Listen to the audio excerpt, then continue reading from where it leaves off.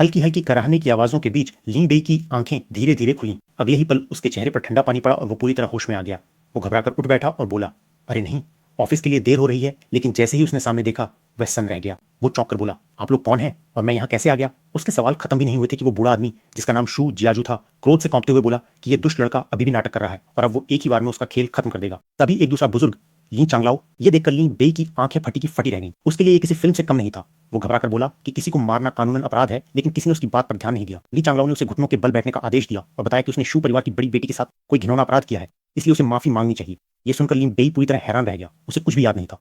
वो बार बार कहता रहा कि शायद उन्होंने किसी गलत आदमी को पकड़ लिया है, लेकिन उसकी कोई बात नहीं सुनी गई। उसी समय अचानक उसके दिमाग में तेज दर्द उठा। अनगिनत यादें उसकी आंखों के सामने चमकने लगीं। उसे पता चला कि उसका नाम वास्तव में ली बेई है और वो किसी दूसरी दुनिया में आ चुका है। उसके मन में एक के बाद एक यादें उभरने लगीं। उसने एक युवक को देखा जिसका नाम ये फान था और जिसका चेहरा किसी उपन्यास के मुख्य नायक जैसा लग रहा था। फिर उसे कुछ और दृश्य याद आए, सुंदरियां, संघर्ष, शक्ति और एक आवारा अमीर युवक। तभी उसे ऐसा लगा जैसे वो इस कहानी को पहले से जानता हो। एहसास हुआ कि वो किसी उपन्यास की दुनिया में पहुंच गया है और उससे भी बड़ी बात ये कि वो इस कहानी का मुख्य नायक नहीं बल्कि वही खलनायक है जो नायक की स्त्रियों पर बुरी नजर डालता है। सामने खड़ा शू जियाजू अभी भी उसे मारने के लिए उतावला था और लीन बेई को पूरा विश्वास हो गया कि अगर उसने जल्दी कोई रास्ता नहीं निकाला तो उसकी मौत तय है। तभी उसके दिमाग में एक यांत्रिक आवाज गूंजी। आवाज ने कहा कि मेजबान का जीवन खतरे में है और माइनिंग सिस्टम सफलतापूर्वक लोड हो चुका है। ये सुनकर लीन बेई की आंखें चमक उठी। उसने अविश्वास से सोचा कि क्या ये वही चीट सिस्टम है जो हर टाइम ट्रैवल करने वाले नायक को मिलता है। अगले ही पल सिस्टम ने बताया कि आपातकालीन योजना शुरू की जा रही है और उसे एक नया गिफ्ट पैक दिया जा रहा है। सिस्टम ने तुरंत एक मिशन जारी किया। मिशन था कि वो शू परिवार के मुखिया की बदले की भावना को शांत करे और उन्हें वापस जाने पर मजबूर कर दे। इनाम में उसे स्वॉर्ड हेवनली स्टेज की 5 किताबें और एक शैडो रिफ्लेक्शन स्टोन मिलने वाला था जिसमें असली अपराधी के सबूत मौजूद थे। लेकिन असफल होने की सजा केवल एक थी, मौत। ली बेई के होश उड़ गए। अभी अभी उसे नया जीवन मिला था और अब सिस्टम ने पहली ही परीक्षा में उसकी जान दांव पर लगा दी थी। उसी समय शू जियाजू फिर गरज कर बोला कि वो रास्ते से हट जाए,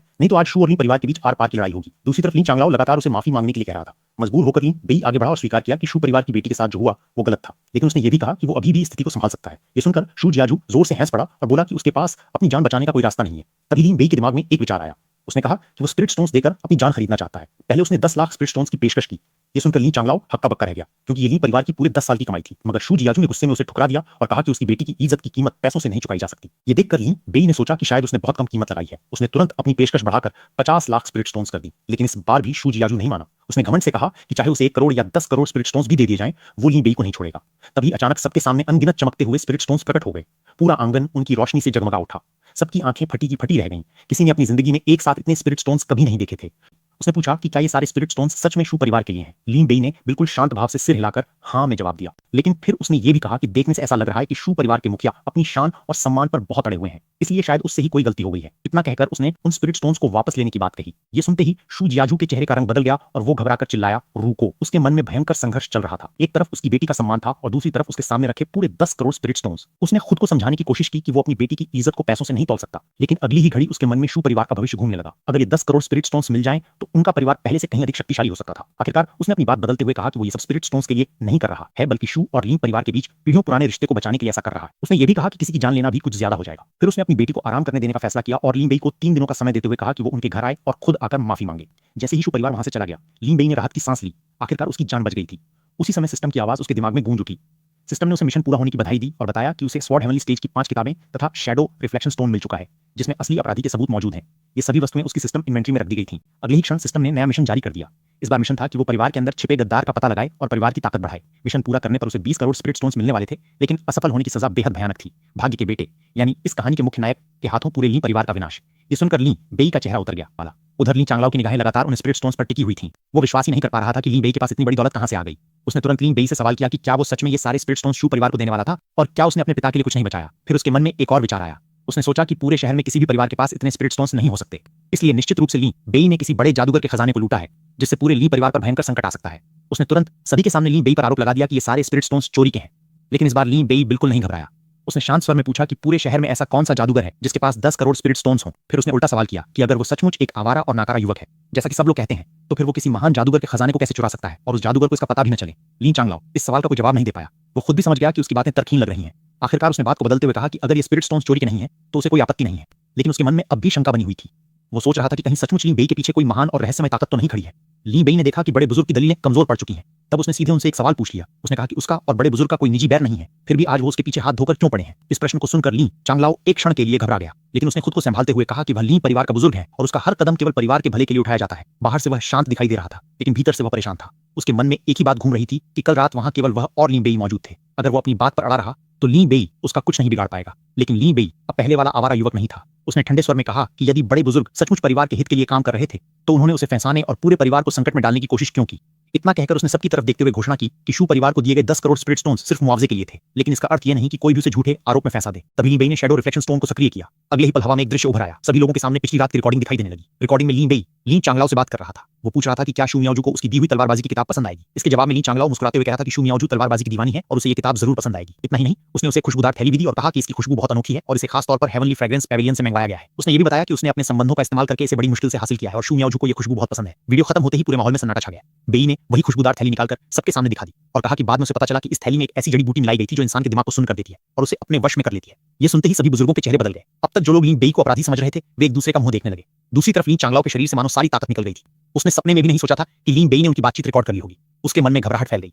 वह बार बार सोचने लगा कि ये लड़का इतना चतुर कब बन गया। उसे समझ नहीं आ रहा था कि अब वह खुद को कैसे बचाए। आखिरकार उसने मन ही मन फैसला किया कि यहां से निकल जाना ही सबसे अच्छा होगा। लेकिन जैसे ही वो धीरे धीरे पीछे हटने लगा, ली बेई ने उसे रोक लिया। उसने मुस्कुराते हुए पूछा, बड़े बुजुर्ग आप कहां जा रहे हैं। अगले ही क्षण उन्होंने ली चांगलाओ पर हमला कर दिया। ली चांगलाओ दर्द से चीख उठा और दया की भीख मांगने लगा, लेकिन इस बार किसी ने उसकी मदद नहीं की। सबके सामने उसके अपराध साबित हो चुके थे। आखिरकार ली परिवार के मुखिया ने घोषणा की कि बड़े बुजुर्ग ने अपने ही परिवार के खिलाफ साजिश रची है, इसलिए उन्हें उनके पद से हटाया जाता है और जेल में डाल दिया जाएगा। जैसे ही ये फैसला सुनाया गया, सिस्टम की आवाज एक बार फिर ली बेई के दिमाग में गूंज उठी। सिस्टम ने उसे मिशन पूरा होने की बधाई दी और बताया कि उसे इनाम के रूप में 20 करोड़ स्पिरिट स्टोन्स मिल चुके हैं। ये सभी स्पिरिट स्टोन्स उसकी इन्वेंट्री में जमा कर दिए गए हैं। साथ ही सिस्टम ने कहा कि नया मिशन जल्द ही जारी किया जाएगा और फिलहाल वो आजाद है। लेकिन इस पूरे मामले के खत्म होने के बाद भी ली चांगलाओ पूरी तरह संतुष्ट नहीं था। उसने कड़वी मुस्कान के साथ कहा कि वो अपनी हार मानता है, लेकिन उसकी समझ में एक बात नहीं आ रही। अगर ली बेई के पास शुरू से ही इतना मजबूत सबूत था तो उसने उसे पहले क्यों नहीं दिखाया। इसके जवाब में ली बेई ने शांति से कहा कि अगर उसने ये वीडियो पहले दिखा दिया होता तो शू परिवार को लगता कि वो सिर्फ बहाने बना रहा है और इससे उनका गुस्सा और बढ़ जाता। जो होना था वो हो ही चुका था, इसलिए सही समय का इंतजार करना ही बेहतर था। यह सुनकर ली चांगलाओ और भी हैरान रह गया। उसने अविश्वास से पूछा कि अगर ली बेई को पहले से सब पता था तो उसने वो खुशबूदार थैली ली ही क्यों।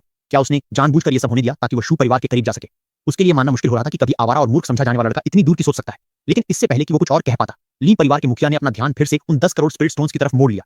उन्होंने ली बेई से पूछा कि अब समय आ गया है कि वो इन स्पिरिट स्टोन्स का हिसाब दे। आखिर वो पूरे 10 करोड़ स्पिरिट स्टोन्स थे जिन्हें उसने बिना किसी झिझक के दूसरों को दे दिया था।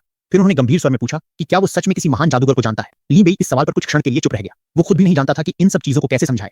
उसने टालने की कोशिश करते हुए कहा कि यह कोई ऐसी बात नहीं है जिसे आसानी से बताया जा सके, लेकिन उसके इस जवाब का उल्टा असर हुआ। ली परिवार के मुखिया के मन में अब ये विश्वास और भी मजबूत हो गया कि उसके पीछे सचमुच कोई बहुत बड़ी शक्ति खड़ी है। उन्होंने सोचा कि बड़े जादूगर आमतौर पर दुनिया के सामने नहीं आते और ली बेई के हाव भाव देखकर साफ लगता है कि उसे किसी महान सन्यासी का समर्थन प्राप्त है। अगर ऐसा है तो यह पूरे ली परिवार के लिए एक बहुत बड़ा अवसर हो सकता है। दूसरी तरफ ली बेई बिल्कुल अलग बात सोच रहा था। वह मन ही मन बड़बड़ाया कि आखिर इन लोगों को क्या समझ आ रहा है। उसे खुद भी कुछ समझ नहीं आ रहा था, लेकिन एक बात वो अच्छी तरह जानता था, जब तक उसके पास सिस्टम है तब तक उसके पास स्पिरिट स्टोन्स की कोई कमी नहीं होगी। इसलिए सबसे जरूरी काम यह था कि वो परिवार के अंदर अपनी स्थिति को पूरी तरह मजबूत कर ले। इसी सोच के साथ उसके चेहरे पर धीरे धीरे एक मुस्कान उभर आई। उसे महसूस हो गया कि अब समय आ गया है कि वो केवल परिवार का बेटा बनकर न रहे, बल्कि पूरे ली परिवार की सत्ता अपने हाथ में ले ले। अपने मन में योजना बनाते हुए ली बेई ने सबकी तरफ देखा और शांत स्वर में कहा कि ये 10 करोड़ स्पिरिट स्टोन्स परिवार को ऐसे ही नहीं मिलेंगे। उसकी एक छोटी सी शर्त है, आज के बाद से ली परिवार में सिर्फ एक ही इंसान की बात मानी जाएगी। ये सुनते ही वहां मौजूद सभी लोग चौंक गए। कुछ क्षण के लिए पूरे सभा स्थल में सन्नाटा छा गया। सभी बुजुर्ग एक दूसरे का चेहरा देखने लगे। ली चांगलाओ तो हैरानी से उसे घूरने लगा। उसके लिए विश्वास करना मुश्किल था कि वही आवारा और निकम्मा समझा जाने वाला लड़का सीधे परिवार के मुखिया का पद मांग रहा था। ली चांगलाओ के मन में घबराहट फैल गई। उसने सोचा कि पहले भी कई बार उसका और ली बेई का टकराव हो चुका है। अगर आज ये लड़का सच में मुखिया बन गया तो उसका भविष्य अंधकारमय हो जाएगा। दूसरी तरफ ली बेई के दिमाग में बिल्कुल अलग बातें चल रही थी। बड़े बुजुर्ग की साजिश से उसे साफ समझ आ गया था कि उसके पिता का परिवार पर पूरा नियंत्रण नहीं है। यदि उसने पहले अंदरूनी मामलों को नहीं संभाला तो भविष्य में ऐसे संकट बार बार सामने आते रहेंगे। इसलिए उसे सबसे पहले परिवार के बुजुर्गों को अपने पक्ष में करना होगा। तभी एक बुजुर्ग खड़े होकर बोले कि परिवार को संभालना सिर्फ पैसों का खेल नहीं है। दूसरे बुजुर्ग ने भी सहमति जताते हुए कहा कि इतने सारे स्पिरिट स्टोन्स को कैसे बांटना है, यह कोई आसान काम नहीं है। उनकी बात सुनकर ली बेई मुस्कुराया।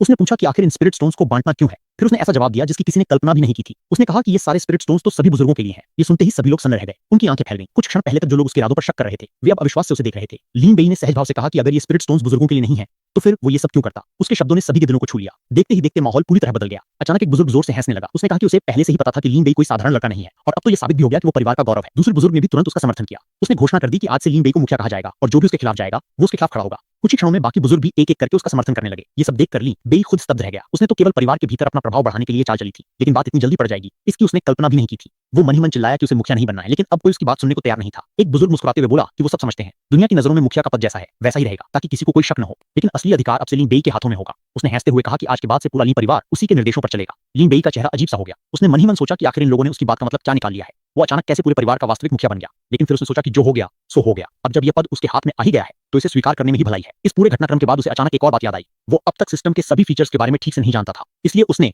मन ही मन सिस्टम को पुकारा और उससे अपने सभी फीचर्स के बारे में बताने को कहा। सिस्टम ने तुरंत जवाब दिया कि उसका उद्देश्य मेजबान के लिए एक सुरक्षित और आरामदायक वातावरण तैयार करना है। इसमें ऑटो माइनिंग, लकी ड्रॉ, भविष्य देखने की क्षमता और मिशन जैसी कई सुविधाएं मौजूद हैं। साथ ही स्पिरिट पॉइंट्स मिशन पूरे करने पर प्राप्त किए जा सकते हैं। भविष्य देखने की क्षमता के बारे में सुनते ही ली बेई की आंखें चमक उठी। उसने सोचा कि अगर उसे पहले से सब कुछ पता चल जाएगा तो वो इस खतरनाक दुनिया में भी आराम की जिंदगी जी सकता है। उसके चेहरे पर उत्साह भरी मुस्कान फैल गई। उसने तुरंत सिस्टम से कहा कि उसे कोई अच्छी सी किताब दी जाए ताकि वो अपनी ट्रेनिंग शुरू कर सके। सिस्टम ने तुरंत एक किताब चुन ली और बताया कि ऑटो ट्रेनिंग शुरू की जा रही है। मेहनत करना दूसरों का काम है और मेजबान को सिर्फ आराम करना है। ये सुनकर ली बेई का मन खुशी से भर गया। वो आराम से लेट गया और संतुष्टि भरी सांस लेते हुए सोचने लगा कि बिना मेहनत किए ताकतवर बनने से बेहतर और क्या हो सकता है। भले ही ये जिंदगी थोड़ी उबाऊ लगे, लेकिन उसके लिए यही सबसे शानदार जीवन था। लेकिन उसी समय शहर के दूसरे छोर पर शू परिवार के घर में बिल्कुल अलग माहौल था। शू क्यूआनशान को पता चला कि ली बेई उनके घर आने वाला है। ये सुनते ही वो गुस्से से भड़क उठा। उसने क्रोध में कहा कि उस लड़के की इतनी हिम्मत कैसे हुई कि वो उनके घर आने की सोच भी सकता है। उसने कसम खाई कि अगर ली बेई ने उनके घर में कदम रखा तो वो उसे टुकड़े टुकड़े कर देगा। उधर शू मियाओजू को भी इस बात का पता चला। जब उसे मालूम हुआ कि उसके पिता ने ली परिवार का मुआवजा स्वीकार कर लिया है और ली बेई उनके घर आने वाला है तो उसका चेहरा उतर गया। उसने दुख और गुस्से से पूछा कि क्या उसके पिता ने पैसों के लिए उसे बेच दिया है। फिर उसने अपने भाई को धन्यवाद दिया कि कम से कम उसने उसके लिए खड़े होने की कोशिश की। हालांकि वो अपने पिता की मजबूरी समझती थी और परिवार के हित को सबसे ऊपर रखती थी, लेकिन इसका मतलब ये बिल्कुल नहीं था कि वो ली बेई को माफ कर देगी। उसकी आंखों में ठंडी चमक उभर आई। उसने दृढ़ स्वर में कहा कि उस नीच लड़के ने जो किया है उसकी सजा उसे जरूर मिलेगी। वो उसे कभी नहीं छोड़ेगी। उसके शब्दों में ऐसा दृढ़ निश्चय था कि स्वयं शू क्यूआनशान भी सिहर उठा। और तभी शू मियाओजू ने अपनी तलवार की मूठ कसते हुए एक ऐसा वाक्य कहा जिसने पूरे माहौल को ठंडा कर दिया। यदि कोई उसे रोकने की कोशिश करेगा तो वह खुद अपनी जान तक दे देगी, लेकिन ली बेई को बिना सजा दिए नहीं छोड़ेगी। अपनी बेटी की ऐसी हालत देखकर शू क्यूआनशान का दिल कांप उठा। वो कुछ पल तक चुप रहा और फिर उसने गहरी सांस लेकर कहा कि वो उसे नहीं रोकेगा। इतना ही नहीं, वो खुद ली परिवार के स्पिरिट स्टोन्स वापस कर देगा। ये सुनते ही शू मियाओजू की आंखों में आशा की एक किरण दिखाई दी। उसने पूछा कि क्या वो सच कह रहे हैं। शू क्यूआनशान ने दृढ़ता से सिर हिलाया और घोषणा कर दी कि शू परिवार ली परिवार के खिलाफ तैयारी करेगा। कल जब ली बेई उनके घर आएगा तो उसे बंदी बना लिया जाएगा। उधर ली परिवार में आराम से बैठे ली बेई के दिमाग में अचानक सिस्टम की चेतावनी गूंज उठी। सिस्टम ने लगातार चेतावनी देते हुए कहा कि शू मियाओजू के गुस्से के कारण शू परिवार उसके खिलाफ कार्रवाई करने वाला है और मिशन असफल होने की कगार पर है। अगले ही पल सिस्टम ने उससे कहा कि वो उसकी किताबें वापस ले रहा है और अब वो ऑटो ट्रेनिंग नहीं कर सकेगा। यह सुनते ही ली बेई उछलकर खड़ा हो गया। उसके चेहरे की सारी खुशी गायब हो गई। उसने घबराकर पूछा कि ऑटो ट्रेनिंग कैसे बंद हो सकती है। बिना कुछ किए ताकतवर बनने का उसका सपना एक झटके में टूट गया था। तभी सिस्टम ने नया मिशन जारी किया। इस बार मिशन पहले से भी ज्यादा कठिन था। उसे शू मियाओजू के गुस्से को शांत करना था और उससे दोस्ती करनी थी। मिशन पूरा होने पर उसे 1500 स्पिरिट पॉइंट्स मिलने वाले थे, लेकिन असफल होने की सजा एक बार फिर मौत थी। यह सुनते ही ली बेई का चेहरा काला पड़ गया। वो अविश्वास से चिल्लाया कि वो लड़की तो उसे मारना चाहती है, ऐसे में वो उसे दोस्ती कैसे कर सकता है। उसी समय शू परिवार की हवेली में एक पक्षी आकर बैठा। शू क्यूआनशान ने उसे देखकर तुरंत पहचान लिया कि वो ली परिवार की तरफ से आया है। उसने क्रोध में आदेश दिया कि उसे मार गिराया जाए। इसके बाद उसने अपनी बहन को भरोसा दिलाया कि उसे चिंता करने की जरूरत नहीं है। कल जब ली बेई उनके घर आएगा तब शू परिवार के 500 तलवारबाज उसका स्वागत करेंगे और उसका बच निकलना नामुमकिन होगा। शू मियाओजू की आंखों में भी ठंडा संकल्प झलक उठा।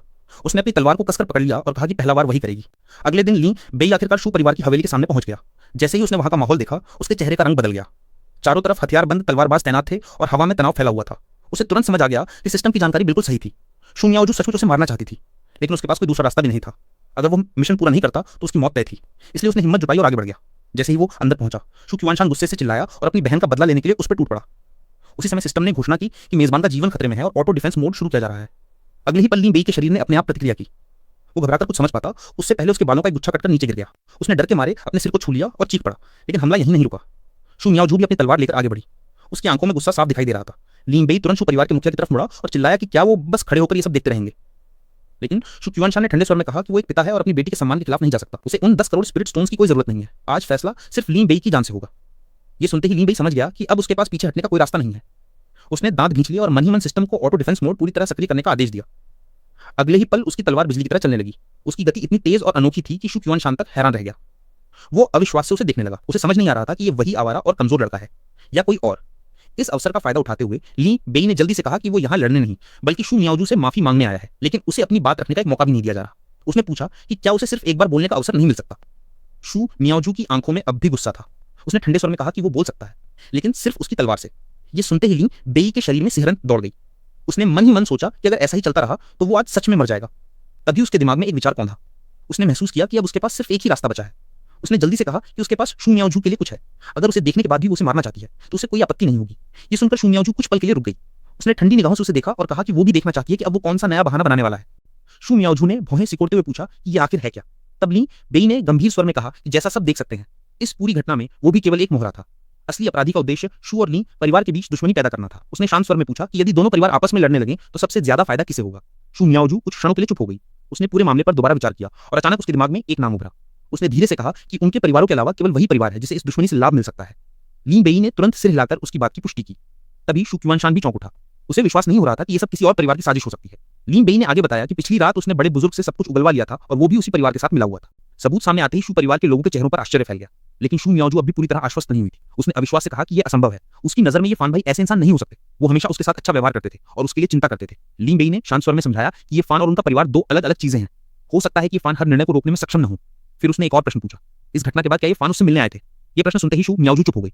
उसके चेहरे पर संकोच दिखाई देने लगा। उसने धीमी आवाज में कहा कि शायद शहर की अफवाहों की वजह से वो नहीं आ पाए होंगे, शायद वो उसे किसी नई मुसीबत में नहीं डालना चाहते थे। लेकिन अगले ही पल उसने फिर से लीन बेई की तरफ देखकर कहा कि जो भी हो, ये सब शुरू तो उसी की वजह से हुआ था। लीन बेई ने उसकी बात का विरोध नहीं किया। उसने केवल इतना कहा कि अगर वो अब सच नहीं बताएगा तो स्थिति और खराब हो जाएगी। जो होना था वो हो चुका है। अब सबसे जरूरी बात यह है कि वे मिलकर असली अपराधी का सामना करें। इतना कहकर उसने अपने हाथ में पकड़ी तलवारबाजी की किताब आगे बढ़ाई और कहा कि वो ये किताब उसे भेंट करना चाहता है। वो उम्मीद करता है कि वो इसे स्वीकार कर लेगी। जैसे ही शू मियाओजू की नजर उस किताब पर पड़ी, उसकी आंखें फैल गईं। उसने तुरंत किताब को हाथ में लिया और उसके पन्ने पलटने लगी। कुछ ही क्षणों में उसके चेहरे पर हैरानी साफ दिखाई देने लगी। उसने अविश्वास से पूछा कि क्या ये सच में हेवनली स्टेज की किताब है। दूसरी तरफ शू क्यूआनशान का धैर्य जवाब दे रहा था। उसने गुस्से में कहा कि ली बेई को क्या लगता है, क्या वो कुछ किताबें और पैसे देकर सब कुछ ठीक कर सकता है। लेकिन शू मियाओजू की निगाहें अब भी उस किताब पर जमी हुई थी। वर्षों से वह तलवारबाजी की साधना कर रही थी, लेकिन उसने आज तक ऐसी अद्भुत तकनीक वाली किताब कभी नहीं देखी थी। उसके मन में विचार आया कि अगर उसे ये किताब मिल जाए तो उसकी साधना एक नई ऊंचाई पर पहुंच सकती है। लेकिन उसके मन में एक और सवाल भी था। ली बेई ने इतनी मूल्यवान किताब उसे इतनी आसानी से क्यों दे दी? क्या वो सच में वैसा बुरा इंसान है जैसा लोग उसके बारे में कहते हैं? पहली बार उसके मन में ली बेई के प्रति संदेह और जिज्ञासा दोनों एक साथ पैदा हुए। उधर शू क्यूआनशान ने अपनी बहन को समझाने की कोशिश की कि वो ली बेई की बातों में ना आए, लेकिन ली बेई ने उसकी बातों की परवाह नहीं की। उसने सीधे शू मियाओजू की तरफ देखकर पूछा कि क्या उसका ये उपहार उसकी नाराजगी को थोड़ा कम कर सकता है। शू मियाओजू किताब को हाथ में पकड़े चुप खड़ी रही। वो कुछ सोच रही थी। उसके लिए स्थिति बहुत उलझन भरी थी। एक तरफ वो व्यक्ति था जिससे वो नफरत करती थी, और दूसरी तरफ वही व्यक्ति उसे वो चीज दे रहा था जिसका वो वर्षों से सपना देखती आई थी। कुछ देर बाद शू क्यूआनशान अपनी बहन को एक तरफ ले गया। उसने धीमे स्वर में कहा कि उसे लगता है ली बेई की बातें सच हैं। ये सब वास्तव में दूसरे परिवार की साजिश हो सकती है। शू मियाओजू ने भी स्वीकार किया कि उसे अब ऐसा ही महसूस हो रहा है, लेकिन उसने ये भी कहा कि इस समय लीन बेई को सजा देने से ज्यादा महत्वपूर्ण बात असली अपराधी को ढूंढना है। शू क्यूआनशान ने एक और बात कही जिसने माहौल को और गंभीर बना दिया। उसने कहा कि लीन बेई वैसा नहीं है जैसा बाहर से दिखाई देता है। अगर वे बिना सोचे समझे उसके खिलाफ गए तो संभव है कि पूरा शू परिवार किसी बड़े संकट में पड़ जाए। शू मियाओजू ने धीरे से सिर हिलाया। उसने कहा कि वो अपने पिता की बात समझती है। उसे तलवारबाजी से बेहद लगाव है और अब समय आ गया है कि वो केवल अपनी भावनाओं के पीछे न भागकर परिवार के लिए भी कुछ सोचें। आखिरकार वो वापस लीन बेई के सामने आई। उसने शांत लेकिन गंभीर स्वर में कहा कि आज वो उसकी जान बख्श रही है, लेकिन इसका अर्थ यह नहीं है कि उसने उसे पूरी तरह माफ कर दिया है। ये सुनते ही लीन बेई की आंखें फैल गईं। उसकी जान तो बच गई थी, लेकिन तभी उसे सिस्टम का मिशन याद आ गया। मिशन केवल जिंदा बचने का नहीं था, बल्कि शू मियाओजू से दोस्ती करने का था। उसने तुरंत महसूस किया कि खतरा अभी टला नहीं है। अगर वो यहीं रुक गया तो सिस्टम उसे फिर मौत की सजा सुना देगा। उसने गहरी सांस ली और शू मियाओजू की तरफ देखकर कहा कि शायद वो उसे गलत समझ रही है। वो उसे जबरदस्ती माफी स्वीकार करने के लिए नहीं कह रहा। इसके बजाय अगर उसके मन का गुस्सा अभी भी शांत नहीं हुआ है तो वो उसे एक ही बार में मार सकती है। उसकी बात सुनते ही शू मियाओजू हैरान रह गई। उसने अविश्वास से पूछा कि क्या उसका दिमाग ठीक है, वो ऐसी बातें क्यों कर रहा है। ली बेई ने गंभीर स्वर में जवाब दिया कि उसने जो भी गलतियां की हैं उन्हें केवल पैसों या किसी कीमती किताब से ठीक नहीं किया जा सकता। इसलिए यदि वो सच में उससे नफरत करती है और उसे मारना चाहती है तो वो तैयार है, वो पीछे नहीं हटेगा। ये सब कहते हुए ली बेई के दिल की धड़कनें तेजी से बढ़ रही थी। वो भीतर ही भीतर घबराया हुआ था। ये उसका आखिरी दांव था। उसे उम्मीद थी कि शायद इस तरह अपनी जान दांव पर लगाने से शू मियाओजू के मन में उसके लिए कुछ बदलाव आएगा। अगर ये भी काम नहीं किया तो उसकी मौत निश्चित थी। दूसरी तरफ शू मियाओजू उसे एकटक देख रही थी। उसके मन में अजीब सी उलझन पैदा हो गई थी। उसके सामने खड़ा व्यक्ति उस ली बेई से बिल्कुल अलग लग रहा था जिसे वो अब तक जानती थी। उसके मन में प्रश्न उठा कि क्या ये सच में वही आदमी है? क्या वो वास्तव में कभी उसे समझ पाई थी? पहली बार उसके मन में ली बेई की छवि डगमगाने लगी। लेकिन तभी शू क्यूआनशान आगे बढ़ाया। उसने अपनी बहन को चेतावनी दी कि वह इस लड़के की बातों में ना आए। अगर वो उसे नहीं मार सकती तो वह खुद उसे मार देगा। इतना कहकर उसने अपनी तलवार निकाल ली और ली बेई की तरफ बढ़ा। ये देखकर ली बेई के होश उड़ गए। वो घबराकर पीछे हट गया और मन ही मन चीख उठा कि वो मरना नहीं चाहता। लेकिन इससे पहले कि शू क्यूआनशान अपनी तलवार चला पाता, शू मियाओजू उसके सामने आकर खड़ी हो गई। उसने अपने भाई को रोक दिया। शू क्यूआनशान हैरानी से उसे देखने लगा। उसने पूछा कि वो क्या कर रही है। शू मियाओजू ने दृढ़ स्वर में जवाब दिया कि ये उसका मामला है और इसका फैसला भी वो खुद करेगी। उधर ली बेई ने राहत की सांस ली। उसके पैर अभी भी कांप रहे थे। उसने मन ही मन सोचा कि ये लड़की सच में बहुत खतरनाक है। अगर अभी उसने अपने भाई को नहीं रोका होता तो आज उसका खेल खत्म हो जाता। कुछ क्षण बाद शू मियाओजू ने अपनी जेब से एक छोटी दवा की शीशी निकाली और उसे ली बेई की तरफ बढ़ा दिया। उसने कहा कि इसे खा लो, इससे उसका खून बहना बंद हो जाएगा। ली बेई कुछ पल के लिए स्तब्ध रह गया। उसे विश्वास नहीं हो रहा था कि कुछ देर पहले उसे मारने की बात करने वाली लड़की अब उसे दवा दे रही है। जब उसने दवा लेने में हिचकिचाहट दिखाई तो शू मियाओजू ने थोड़ा नाराज होकर कहा कि उसने जो कहा है वही करे और दवा खा ले। अंततः ली बेई ने दवा ले ली। इसके बाद शू मियाओजू ने शांत स्वर में कहा कि जो कुछ भी हुआ शायद वो जानबूझकर नहीं हुआ था। आज के बाद उनके बीच कोई रिश्ता नहीं रहेगा। ये कहकर वो कुछ क्षण के लिए चुप हो गई। दूसरी तरफ ली बेई उसे देखते हुए सोच में पड़ गया। उसके मन में पुराने ली बेई की यादें घूमने लगीं। उसने सोचा कि अगर इस शरीर का असली मालिक हमेशा ऐसा ही व्यवहार करता तो शायद बात कभी यहाँ तक पहुंचती ही नहीं। लेकिन अब जब वो इस शरीर में आ चुका था तो सब कुछ बदल चुका था। उसी समय शू क्यूआनशान ने आगे बढ़कर कहा कि जब उसकी बहन ने उसे माफ कर दिया है तो ये मामला यहीं खत्म होता है। अब वो जा सकता है।